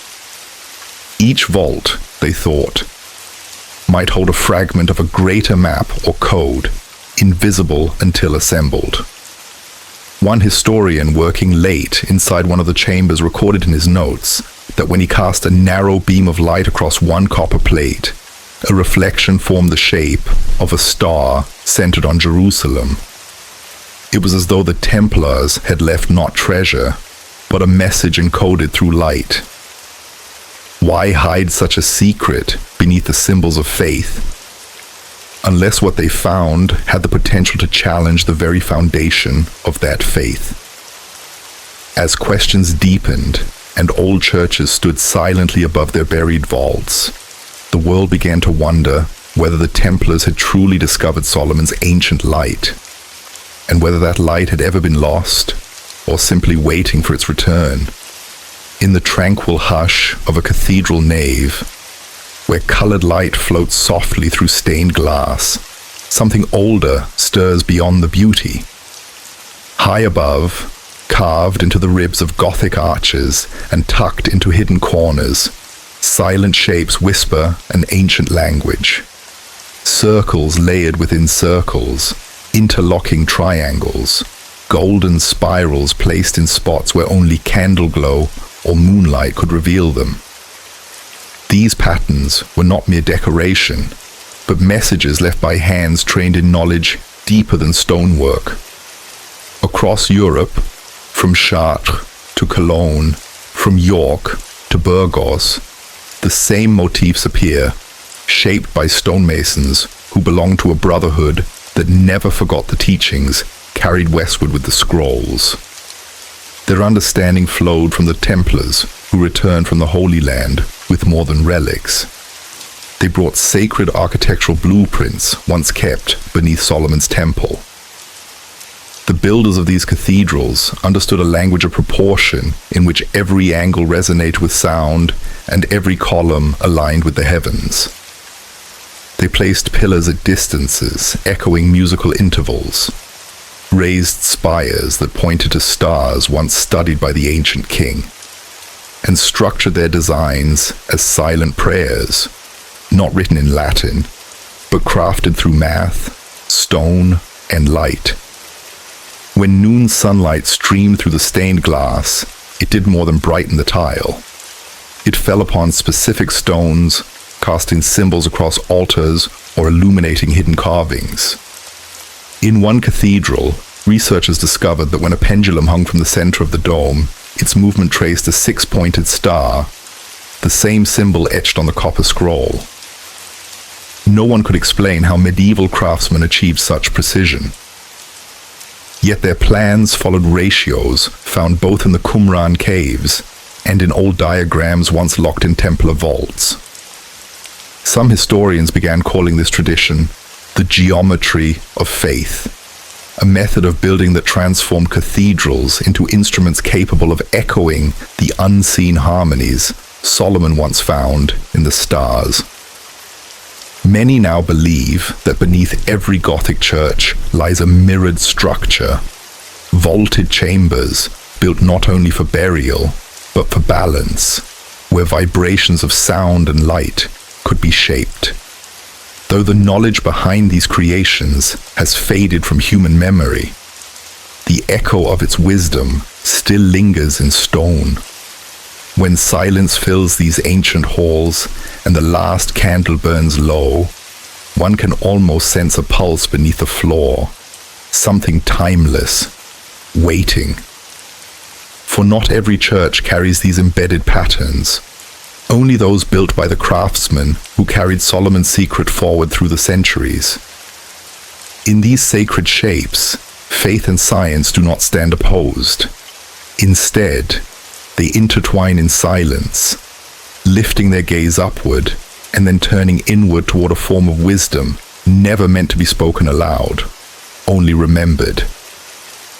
This wisdom was carved deliberately into stone so that even if the scrolls vanished, their truths would linger, waiting openly for the eyes capable of recognizing them. In the warm glow of an ancient study where candles dance beside brittle scrolls, the forgotten science of Solomon slowly begins to reveal itself again. Hidden among neatly written Aramaic verses lies a pattern, part melody, part geometry, describing how sound and light could mold physical matter. Each equation ties pitch to motion, suggesting that a single vibration could gather scattered dust into organized form or lift water into twisting spirals. The writings describe a voice capable of producing a divine resonance, one believed to have shaped the very stones of the temple. When modern researchers attempted to recreate these experiments using gentle frequencies, grains of sand on a flat metal plate began arranging into stars, crosses, and hexagons identical to carvings found in the temple's inner chambers. These shapes shifted whenever the tone changed, as if responding to a language that existed long before spoken words. Light played a role as well. The scrolls detailed how specific colors, focused through crystal lenses, could intensify vibration, allowing sound to harden clay or cause droplets to rise in mid-air. The ancient scribes called this effect the breath of God carried upon a sunbeam. Though centuries stand between them, some contemporary scientists murmur that these descriptions resemble what we now call resonance and photonics. But in Solomon's time, it was known simply as wisdom, the understanding of how divine light danced with the air to sculpt creation. In the cathedrals built by craftsmen who inherited fragments of this knowledge, music still fills the halls at precise hours, echoing between stone blocks positioned at perfect intervals. Many claim those harmonics were designed to awaken memory itself. When a low note is struck, where the acoustics align, the air thickens as if carrying invisible ripples, like vibration traveling across a lake. It may be that the builders remembered what the ancient scrolls taught, that the world responds not to brute force, but to frequency. Every tone and every beam of light carries the blueprint of creation, waiting to be sung or revealed into form. Beneath the bells and stained glass of these old structures, an echo of that power remains, a quiet hum that turns the heart toward wonder. And it raises a question. What if the builders of temples, pyramids, and cathedrals all heard the same hidden rhythm? One that began before humanity raised its first stone. The scrolls suggest exactly that. They claim that all matter, from gold to granite, follows a single sacred song, a song clearly understood by the ancients, but nearly forgotten today. Buried within the faded lines of Solomon's scrolls lies something that feels ancient, yet startlingly modern. A blend of faith and precision that today might be called energy science. The writings describe invisible currents flowing through all things, naming them the rivers of the unseen. These streams carried no water, but pulsed with power that linked every stone, plant, and breath of wind. The scrolls explain that this energy could be directed, gathered, and stored within specially shaped objects. Copper spirals, rods of gold, and crystal lenses serve not as ornaments, but as conduits for the Earth's silent force. What some dismissed as spiritual mysticism may have been an early grasp of electromagnetism, where vibration becomes electrical charge and even thought can influence surrounding fields. The ancients illustrated this process using symbols of sun and moon, representing positive and negative flow, and spoke of harmony as the balance between them. In several surviving fragments, the formulas correspond to modern frequency ratios, suggesting that the temple builders might have constructed devices capable of collecting radiant energy from the sun or from the low rumble of the earth itself. Some researchers believe this forgotten science guided the placement of sacred sites throughout the world, each positioned on powerful intersections where the planet's energy was strongest. Cathedrals, pyramids, and ziggurats may not have been mere places of worship, but enormous instruments designed to amplify natural forces. Measurements taken in certain chambers show lingering electrical charge, as if the stone retains memory of the energy once collected there. Ancient texts claim this power could heal or illuminate or destroy, depending on the heart of the one who wielded it. Because of its potential, Legend says Solomon ordered the knowledge to be concealed, scattered, or hidden within rituals. Over time, priests replaced scientists, and experiment became ceremony. The understanding diminished, leaving behind only relics, bells, oils, chants, all fragments of a precise technology mistaken now for religious symbolism. To today's scholars, the scrolls blur the line between spirit and science until it feels as thin as spider silk. Perhaps the ancients never separated the two at all. In their world, light was prayer and sound was will-given shape. Rediscovering their teachings is less invention than remembrance. A way to reconnect with a wisdom that once allowed humanity to touch the breath of creation without fear. Beneath the modern world, layered with machines and signals, that same rhythm still hums, waiting for hands ready to understand it again. In the quiet corners of forgotten monasteries and dust-laden libraries, a new kind of pilgrimage began. Not one of faith, but of rediscovery. Knowledge long buried beneath superstition drew seekers who called themselves scholars, collectors, explorers. Yet each was driven by more than curiosity alone. Some claimed they dreamed of mountains shaped like crowns. Others followed cryptic diagrams hidden behind church frescoes or tucked inside ancient globes. A few carried the backing of secret orders whose symbols stretched back to the Templars, the Freemasons, and even older brotherhoods whispered about in letters between kings and popes. All believed the scrolls held a final instruction, a means to unlock the energy used to raise the ancient temple. Rumors swirled of a sealed chamber deep beneath Jerusalem, or a Gothic chapel in France, lined with gold-tipped rods and crystal discs, waiting for a precise sequence of tones to awaken it. Expeditions set out armed with sonar, magnetic scanners, and at times, nothing but faith. In the early 20th century, a research group vanished in the Judean desert, leaving behind only an abandoned tent and a journal filled with cryptic geometry. Decades later, divers in the Aegean Sea discovered a bronze tablet carved with Hebrew symbols and a compass rose pointing inland toward Mount Carmel.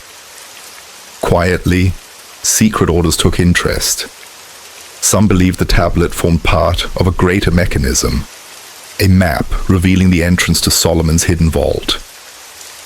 Over the years, private foundations purchased land surrounding ancient sites, conducting covert digs disguised as archaeology, but aimed at something far beyond academic research. Even now, wealthy families in Europe and the Middle East continue the silent search, moving artifacts through private hands and avoiding publicity. Strangely, the closer they draw to the truth, the more calamities seem to follow. Cave-ins, fires, missing documents, erased data. Some claim the vault protects itself, bound by a warning not to be opened by seekers of power. Yet the search persists.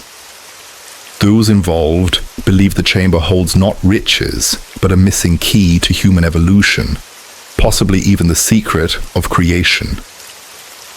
In dim conference rooms lit by candles, men in dark suits whisper over maps and coded letters, tracing the same symbols that once gleamed on ancient temple walls. They are convinced Solomon left more than scrolls. He left a path, and those who follow it may transform everything we know about the past, and possibly the future.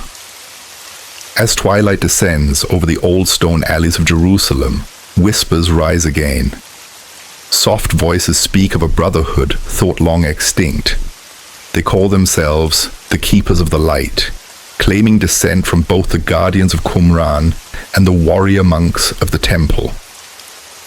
No one knows where they meet, but those who search find faint symbols etched on forgotten chapel stones, a triangle within a circle, a mark early scribes used to signify the hidden covenant. This new brotherhood moves like shadows, not with weapons, but with silence and precision.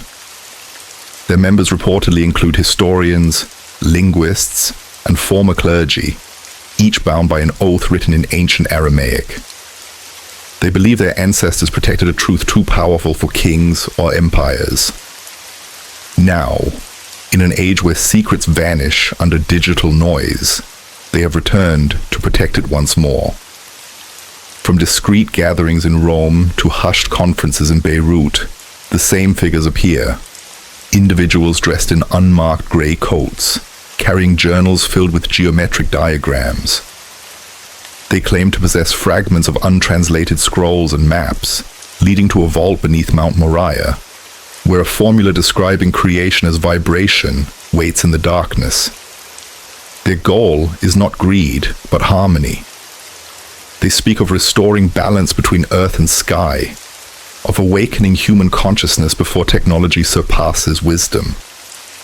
Some whisper they have already retrieved an artifact, a crystal disc found beneath a chapel floor in southern France, glowing faintly when touched by sunlight. Others dismiss the tales as fantasy, the ghost of long-dissolved Templar legends. Yet odd events follow in the wake of the Brotherhood's appearances. Sealed archives quietly unsealed, forgotten manuscripts surfacing at private auctions, researchers vanishing after sudden insights. The keepers leave no threats, only warnings written in poetic riddles, reminding humanity that Solomon's treasure is not gold, but remembrance. To those who listen closely, it seems their purpose is not endless secrecy, but eventual revelation when the world is ready. Between rumor and belief, one wonders whether this group truly stands outside of time, maintaining an unbroken chain stretching from the caves of Qumran to the encrypted data vaults of the modern age. Perhaps they never disappeared at all.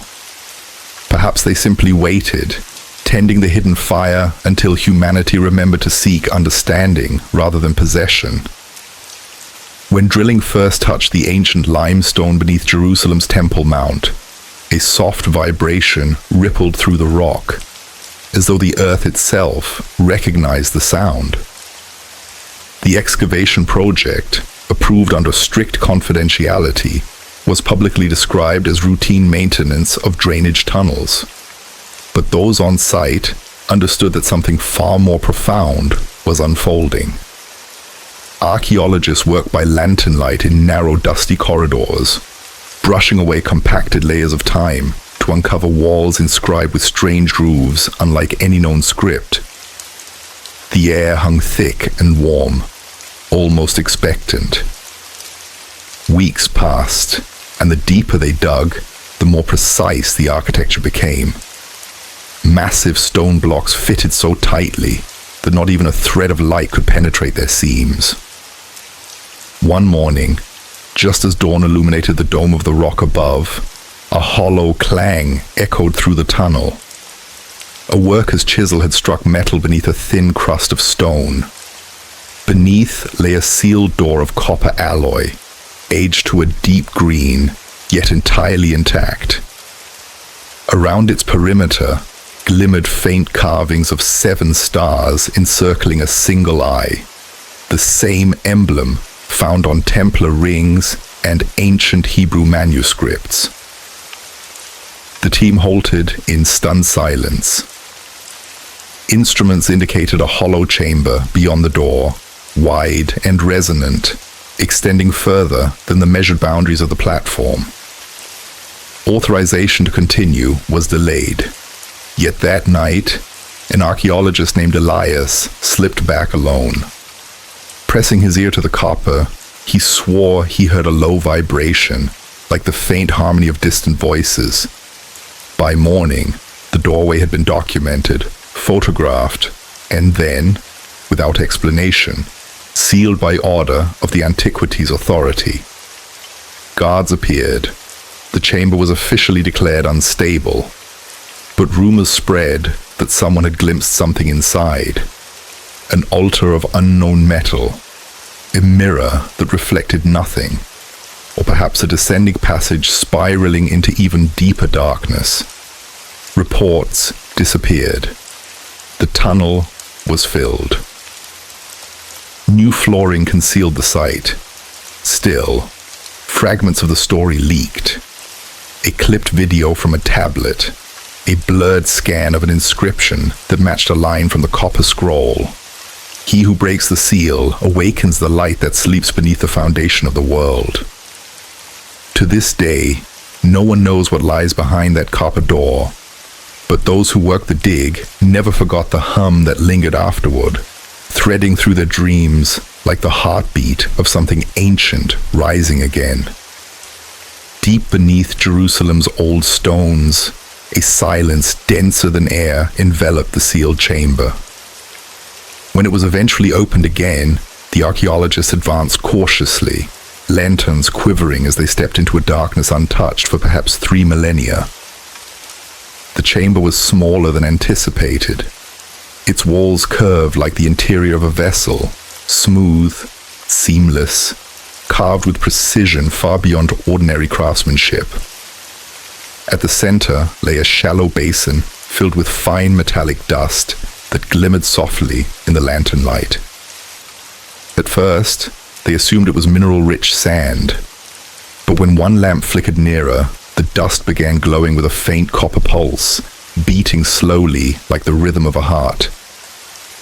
The glow intensified, sending warm ripples across the walls, and for a brief instant, the air itself felt alive, vibrating with a hum that pressed gently against their chests. Dr. Rahim, the team's lead scientist, whispered that the dust might be remnants of the copper scrolls, oxidized over centuries, yet still carrying some latent energy. He gathered a small sample carefully, sealing it within a glass vial. Under the lantern's glow, the dust continued to shimmer, almost as though conscious of being observed. Farther within the chamber, the team uncovered faint engravings etched into the copper-stained floor. Concentric rings and clusters of dots, forming a pattern identical to diagrams found in the Testament of Solomon. The same pattern the Templars once embedded into the stone geometry of cathedrals. The discovery was recorded quietly, without any public announcement, for fear that such a revelation would ignite chaos across both religious and academic communities. A strange stillness settled over everyone in the chamber, as though they all sensed they had stepped into a space where the boundaries between science and faith dissolved.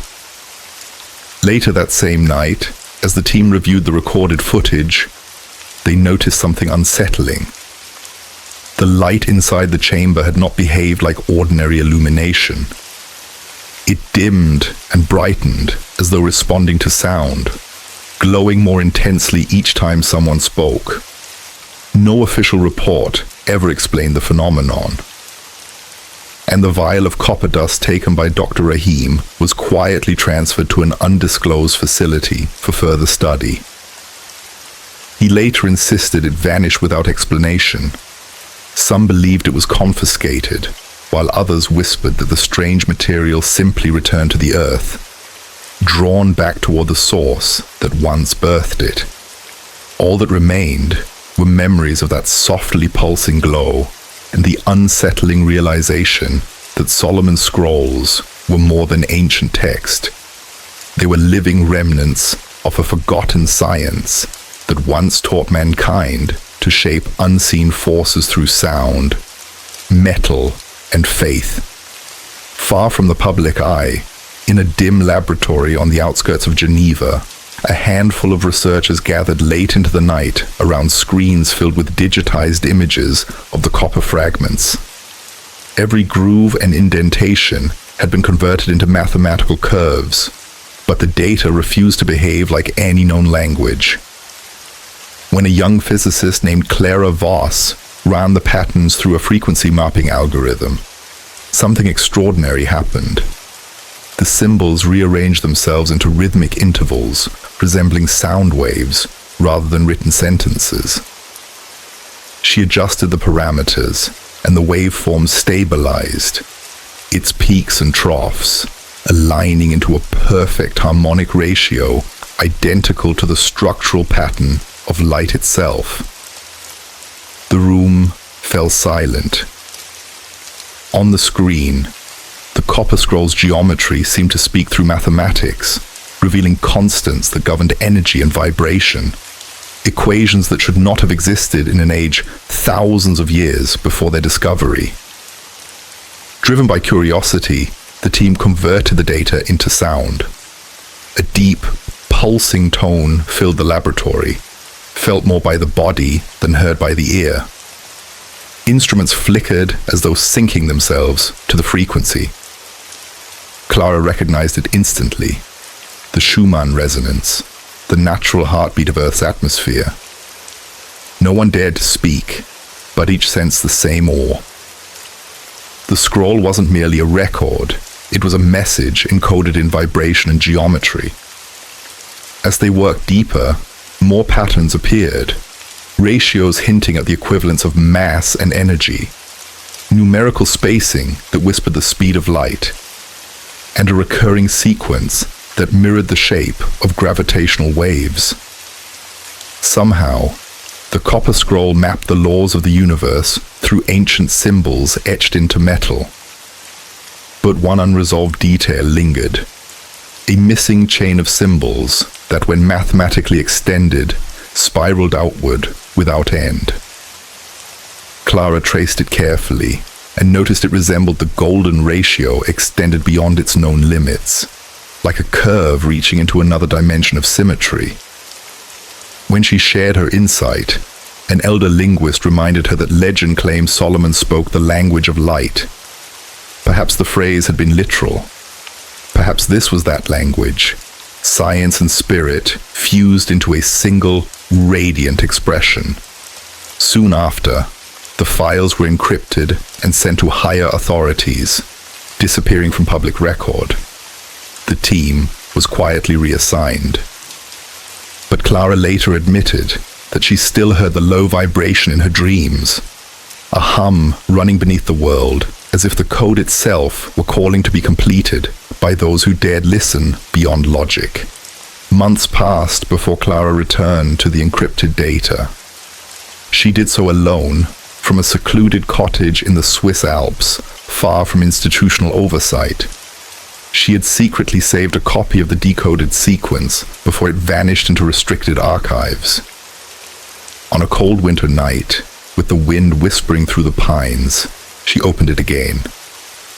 Numbers glowed softly across her screen, the same patterns that had followed her into sleep. This time she overlaid the waveform with equations from acoustics, optics, and magnetic symmetry. To her astonishment, the pieces locked into place. A perfect loop emerged, energy folding into sound, sound blossoming into light, and light returning into energy. Not an explosion, but a cycle, an eternal rhythm, a cosmic breath. She stared in disbelief. It was as if the story of creation had been rewritten through physics. When she translated the ratios into visual form, color pulsed across the screen, crimson melting into gold, gold into white, white fading into shadow, each hue vibrating with invisible frequencies. For a moment, the air in the cabin felt alive. Dust spiraled upward, the lamp flickered, and an immense, gentle presence seemed to fill the room, as though she had stepped into a memory older than time. In ancient scripture, the universe was spoken into being. Now Clara was witnessing the mathematical echo of that moment, vibration shaping form, sound breathing light into existence. She documented everything, aware that even speaking of it could place her in danger. But before she closed her files, she tested one final theory. She slowly played the encoded frequency through a small speaker. The air shimmered. Dust lifted from the table. The lamplight twisted into a slow spiral, matching perfectly the symbol etched on the copper scroll, the circle of balance between heaven and earth. For a few seconds, the world felt weightless, timeless, as if she stood inside the first heartbeat of creation. Then the spiral faded, leaving only silence and a warm glow on the screen. The last line of the equation held steady. In the beginning was vibration. The discovery ignited quiet shockwaves through academic and private research communities. Some scholars rejected the findings outright, calling them coincidences masquerading as prophecy. They wrote sharp critiques, insisting no ancient mind could have encoded the architecture of energy and light. Yet their defiance trembled under the weight of their own uncertainty. Others embraced the revelation, seeing in the Copper Scroll a bridge between mythology and physics, a record of early cosmic understanding. Conferences became quiet battlegrounds of belief and denial. Students passed encrypted copies of the translations like forbidden manuscripts. Independent physicists ran simulations based on the ancient ratios and found strange harmonics appearing before their eyes, patterns organizing matter, magnetic fields spiraling into formations that mirrored galaxies. Still, traditional historians insisted myth belonged outside science, and linking Solomon to quantum principles was reckless. But the opposing side argued that history itself might be the echo of a forgotten science, one that once united faith and reason before time split them apart. Documentaries appeared, some dramatic, others measured. Experts demonstrated how cathedral acoustics mirrored the scroll's geometry, how Renaissance compositions unknowingly followed its proportions. Artists incorporated the ratios into their work. Research collectives whispered that the scroll might contain keys to consciousness itself. A Nobel-winning physicist, speaking anonymously, suggested that if the math was authentic, it could explain the interaction between mind and matter. By the decade's end, what began as an archaeological curiosity had become a philosophical upheaval. One side clung to the walls of rationalism. The other stretched toward mysteries of light. Between them, the Copper Scroll sat patiently, ancient, metallic, silent, watching humanity debate truths it had already whispered long ago in the vibration of creation. In the dim corridors of forgotten libraries and candlelit studies, a new theory emerged among scholars unwilling to believe Solomon's wisdom was metaphor alone. The Testament of Solomon, once dismissed as mystical legend, spoke of a ring said to grant the king power to command spirits, read the language of nature, and mold energy with intention. For ages, theologians treated it as allegory, but now scientists and archaeologists began to suspect the ring might have been real, an object engineered with unknown materials and purpose. Descriptions told of a seal bearing glowing geometric carvings, and of a faint hum surrounding the king when he raised his hand in prayer. Metallurgists analyzing relics from Solomon's era discovered alloys nearly impossible to reproduce today, gold blended with copper and a rare mineral thought to be extinct. This led to a bold possibility. The seal of Solomon was not simply symbolic, but a device capable of channeling sound or light into energy fields. Ground-penetrating scans beneath Jerusalem uncovered circular impressions matching the ring's proportions, strengthening the idea that it once interacted with mechanisms embedded in the temple itself, perhaps transforming the sanctuary into a kind of harmonic engine. Museums quietly re-examined artifacts, searching for similar craftsmanship. In one dusty storeroom, a curator found a small gold band etched with patterns identical to those on ancient Babylonian lenses. Though authenticity remained uncertain, the discovery reignited debate. Some researchers theorized that the ring bridged human intention with natural resonance, allowing thought to influence form. Others believed it activated hidden systems within the temple, turning it into a living instrument of energy. As whispers spread, some dared to propose that the ring's power inspired later legends. Alchemy, the philosopher's stone, relics pursued by knights and kings. But as interest grew, so did a rising fear that some knowledge was never meant to be reclaimed. The deeper researchers dug, the more warnings appeared. Ancient inscriptions hinting at dangers faced by those who once wielded forces beyond understanding.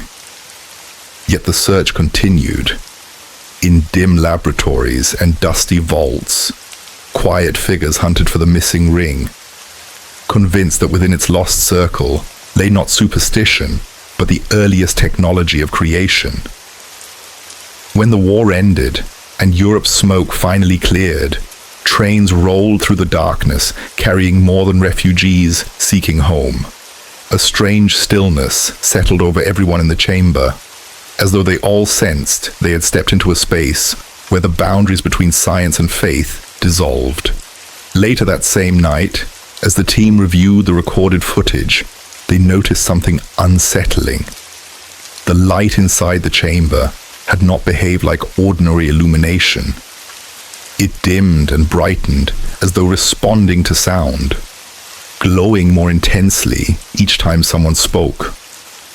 No official report ever explained the phenomenon, and the vial of copper dust taken by Dr. Rahim was quietly transferred to an undisclosed facility for further study.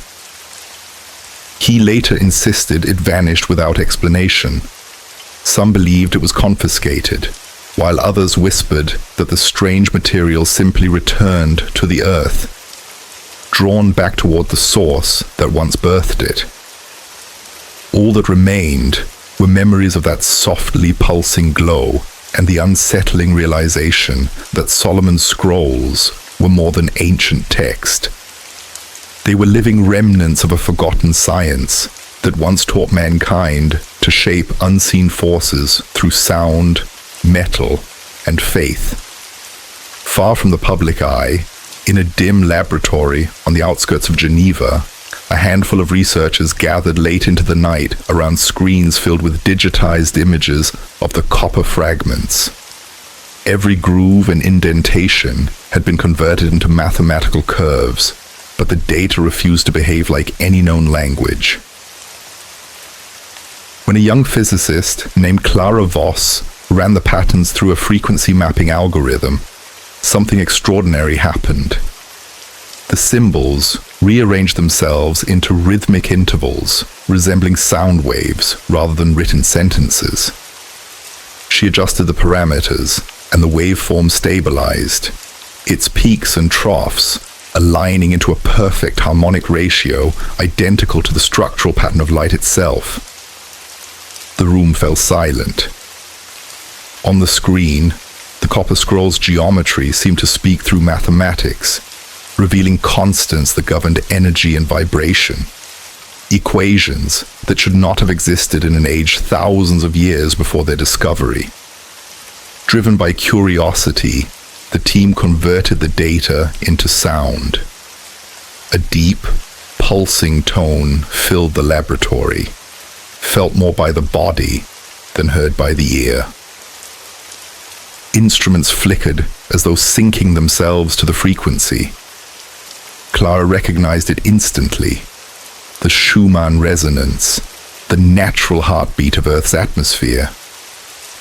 No one dared to speak, but each sensed the same awe. The scroll wasn't merely a record, it was a message encoded in vibration and geometry. As they worked deeper, more patterns appeared, ratios hinting at the equivalence of mass and energy, numerical spacing that whispered the speed of light, and a recurring sequence that mirrored the shape of gravitational waves. Somehow, the copper scroll mapped the laws of the universe through ancient symbols etched into metal. But one unresolved detail lingered, a missing chain of symbols that, when mathematically extended, spiraled outward without end. Clara traced it carefully and noticed it resembled the golden ratio extended beyond its known limits, like a curve reaching into another dimension of symmetry. When she shared her insight, an elder linguist reminded her that legend claimed Solomon spoke the language of light. Perhaps the phrase had been literal. Perhaps this was that language, science and spirit fused into a single, radiant expression. Soon after, the files were encrypted and sent to higher authorities, disappearing from public record. The team was quietly reassigned. But Clara later admitted that she still heard the low vibration in her dreams, a hum running beneath the world, as if the code itself were calling to be completed by those who dared listen beyond logic. Months passed before Clara returned to the encrypted data. She did so alone, from a secluded cottage in the Swiss Alps, far from institutional oversight. She had secretly saved a copy of the decoded sequence before it vanished into restricted archives. On a cold winter night, with the wind whispering through the pines, she opened it again. Numbers glowed softly across her screen, the same patterns that had followed her into sleep. This time, she overlaid the waveform with equations from acoustics, optics, and magnetic symmetry. To her astonishment, the pieces locked into place. A perfect loop emerged. Energy folding into sound, sound blossoming into light, and light returning into energy. Not an explosion, but a cycle, an eternal rhythm, a cosmic breath. She stared in disbelief. It was as if the story of creation had been rewritten through physics. When she translated the ratios into visual form, color pulsed across the screen, crimson melting into gold, gold into white, white fading into shadow, each hue vibrating with invisible frequencies. For a moment, the air in the cabin felt alive.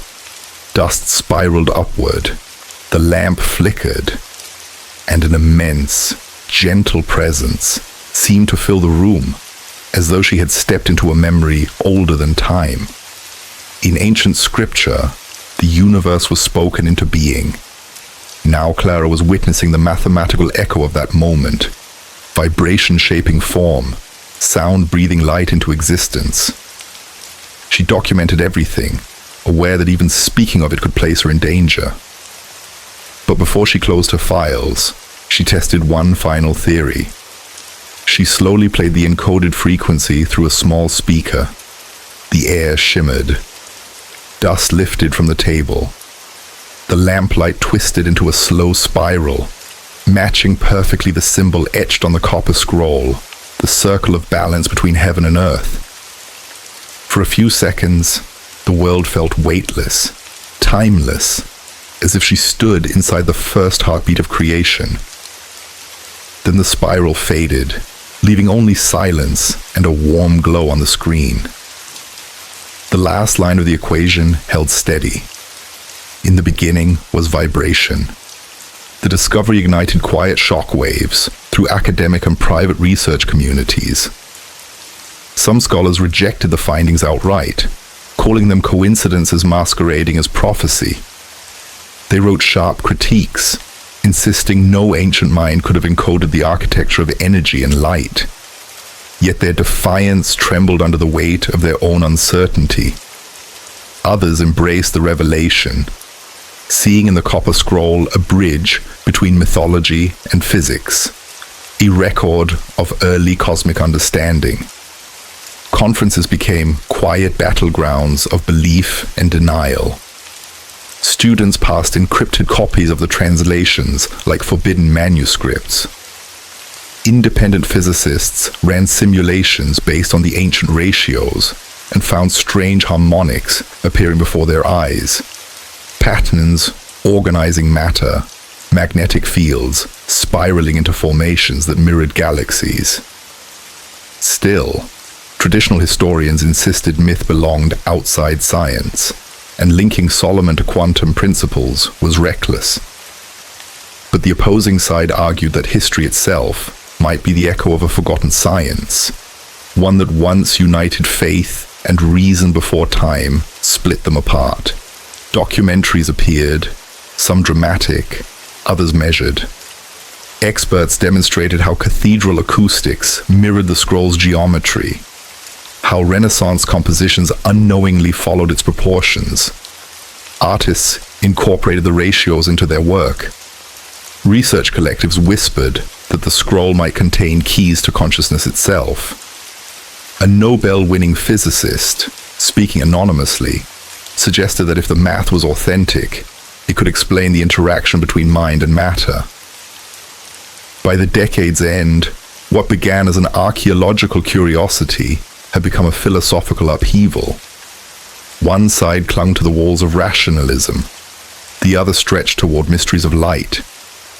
Between them, the copper scroll sat patiently, ancient, metallic, silent, watching humanity debate truths it had already whispered long ago in the vibration of creation. In the dim corridors of forgotten libraries and candlelit studies, a new theory emerged among scholars unwilling to believe Solomon's wisdom was metaphor alone. The Testament of Solomon, once dismissed as mystical legend, spoke of a ring said to grant the king power to command spirits, read the language of nature, and mold energy with intention. For ages, theologians treated it as allegory, but now scientists and archaeologists began to suspect the ring might have been real, an object engineered with unknown materials and purpose. Descriptions told of a seal bearing glowing geometric carvings, and of a faint hum surrounding the king when he raised his hand in prayer. Metallurgists analyzing relics from Solomon's era discovered alloys nearly impossible to reproduce today, gold blended with copper, and a rare mineral thought to be extinct. This led to a bold possibility. The Seal of Solomon was not simply symbolic, but a device capable of channeling sound or light into energy fields.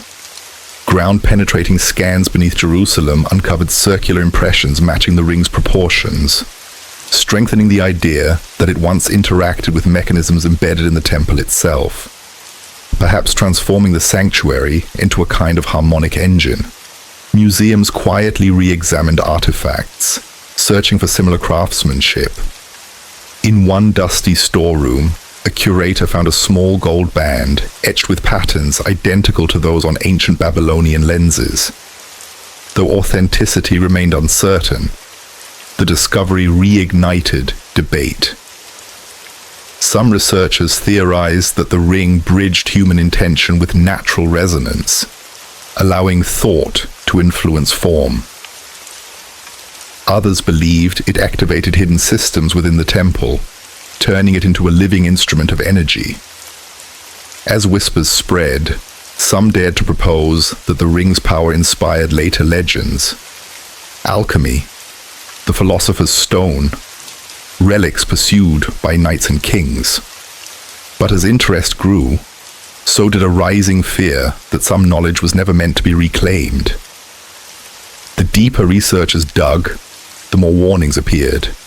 Ancient inscriptions hinting at dangers faced by those who once wielded forces beyond understanding. Yet the search continued. In dim laboratories and dusty vaults, quiet figures hunted for the missing ring, convinced that within its lost circle lay not superstition, but the earliest technology of creation.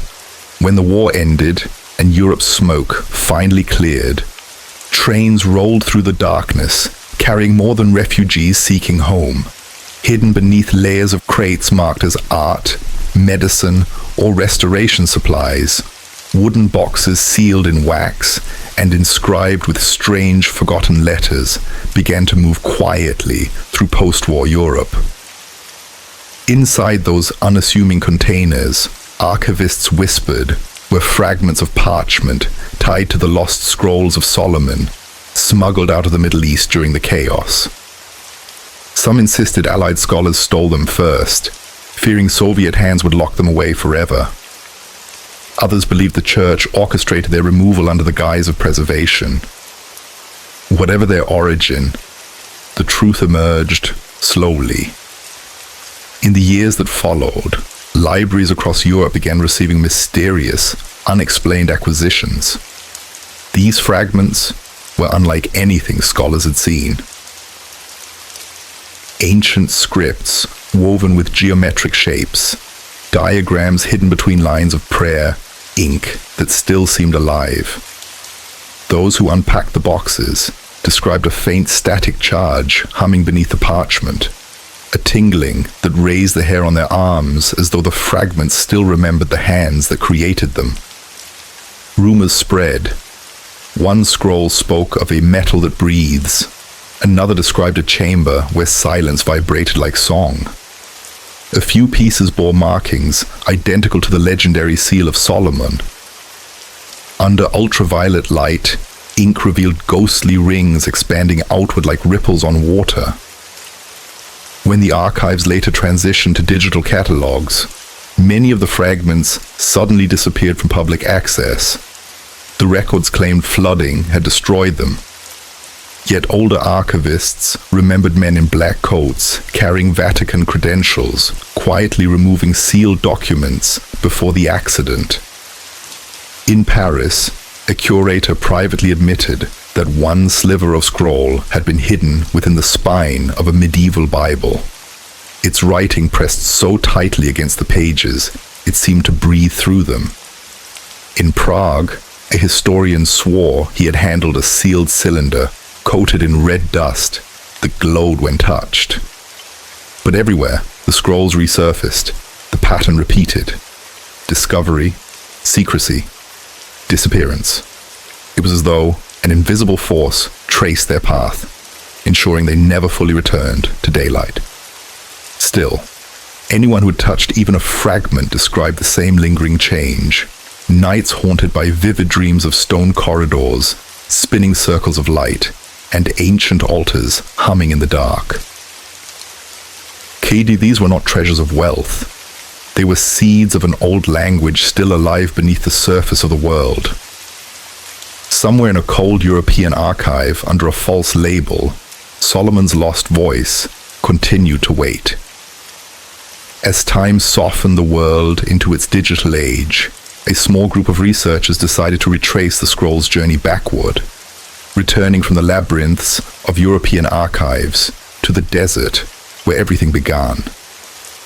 They met in Jerusalem beneath the gleaming gold of the Dome of the Rock, studying maps, decoding forgotten footnotes, comparing ancient routes with modern satellite images. Their mission was immense. Follow the trail of writings through the Judean wilderness and uncover what the ancients hid. The desert greeted them with heat, dust, and a wind that felt older than language.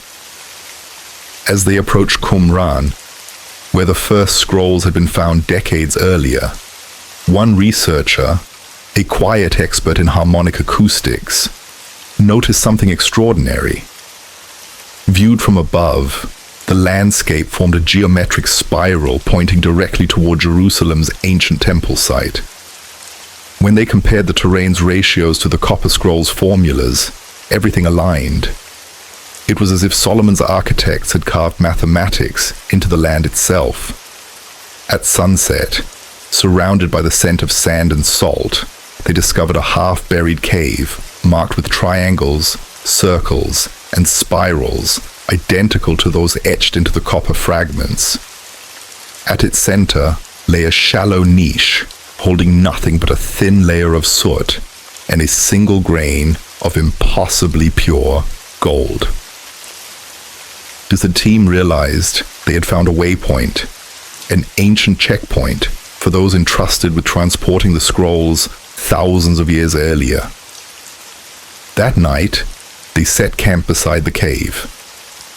When they softly chanted the harmonic tones encoded in the scroll's equations, the air vibrated, the ground responding like a living instrument. For a moment, shadows trembled, and the stars above aligned with the symbols carved into the stone. No one dared to speak. They understood this journey was not about treasure, but about awakening a memory buried in both earth and soul. At dawn, the markings on the walls had faded, as if dissolving back into the stone. But the silence felt full, alive. A reminder that the temple they sought was not only a place, but a resonance beneath the ground. In an underground chamber at a distant university, an aging scholar labored over a thin sheet of copper that breathed faintly like skin. Half his life had been devoted to the final passage of the scroll, a dense cluster of symbols no machine could decipher. Tonight, something shifted. Under layered light filters, the symbols began to glow. Blue, then silver, then soft gold, pulsing like a heartbeat. The scholar realized the markings reacted to rhythm, responding to the hum of his voice as he read aloud in the ancient tongue of Solomon. The symbols were not meant to be read. They were meant to be heard. The geometry of the script matched cosmic frequencies, the same patterns found in radiation rippling through the universe.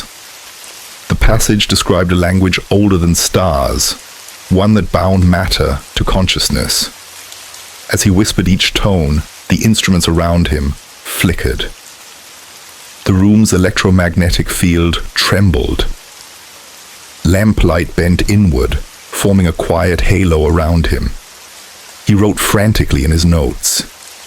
This was a living alphabet, a sequence of resonances capable of shaping structure from emptiness, thought becoming form. In that moment, he understood why the scrolls had been guarded so fiercely. They were not chronicles of the past. They were instructions for creation. He stepped back, shaken, as the copper glowed like water under moonlight. Outside, the winter wind pressed against the windows. A distant bell marked midnight, and he felt both awe and dread. If these frequencies were ever replicated at scale, they might awaken the same forces that shaped the stars. The universe was a temple without walls, every atom singing its part in an ancient hymn. He extinguished the lamp, yet the copper fragment continued glowing softly, as if breathing. News of his findings spread like a quiet flame, through whispers, encrypted files, late-night conversations among those who believed ancient knowledge still had the power to shape the present. The scattered pieces of the scrolls began converging once more. Photographs, translations, diagrams, each fragment resurfacing in secret libraries, monastic vaults, hidden observatories. In Jerusalem, morning light brushed the stones of the Temple Mount as if awakening something beneath them. Pilgrims walked unaware over an ancient vibration rising faintly through the ground, a buried song beginning to stir. In Rome, a monk opened a sealed letter left by his predecessor. Inside was a single message. When the world remembers its first word, silence will change. In Qumran, a lightning storm exposed glowing symbols in the sand before they vanished again. Scientists studying cosmic background radiation noticed new spirals echoing the scroll's geometry, repeating across deep space like a distant reply. Yet no one knew what awakening would bring. Some believed the language of light was guidance, a reminder that creation is a living process, tied to consciousness. Others feared it was a key not meant to be turned again. The aging scholar returned to Jerusalem and buried the copper fragment beneath the temple stones. Humanity, he believed, was not ready to speak the language of the stars. Above him, the sky shifted to violet and gold. Morning light shimmered in strange currents between heaven and earth. For a moment, everything held still, waiting. Far beyond the reach of telescopes, a soft pulse echoed. An ancient rhythm, older than memory, moving once more through the fabric of creation. And the final question lingered like a whisper. If the scrolls truly hold the blueprint of existence, what will happen when the world reads them again and remembers the word that began it all?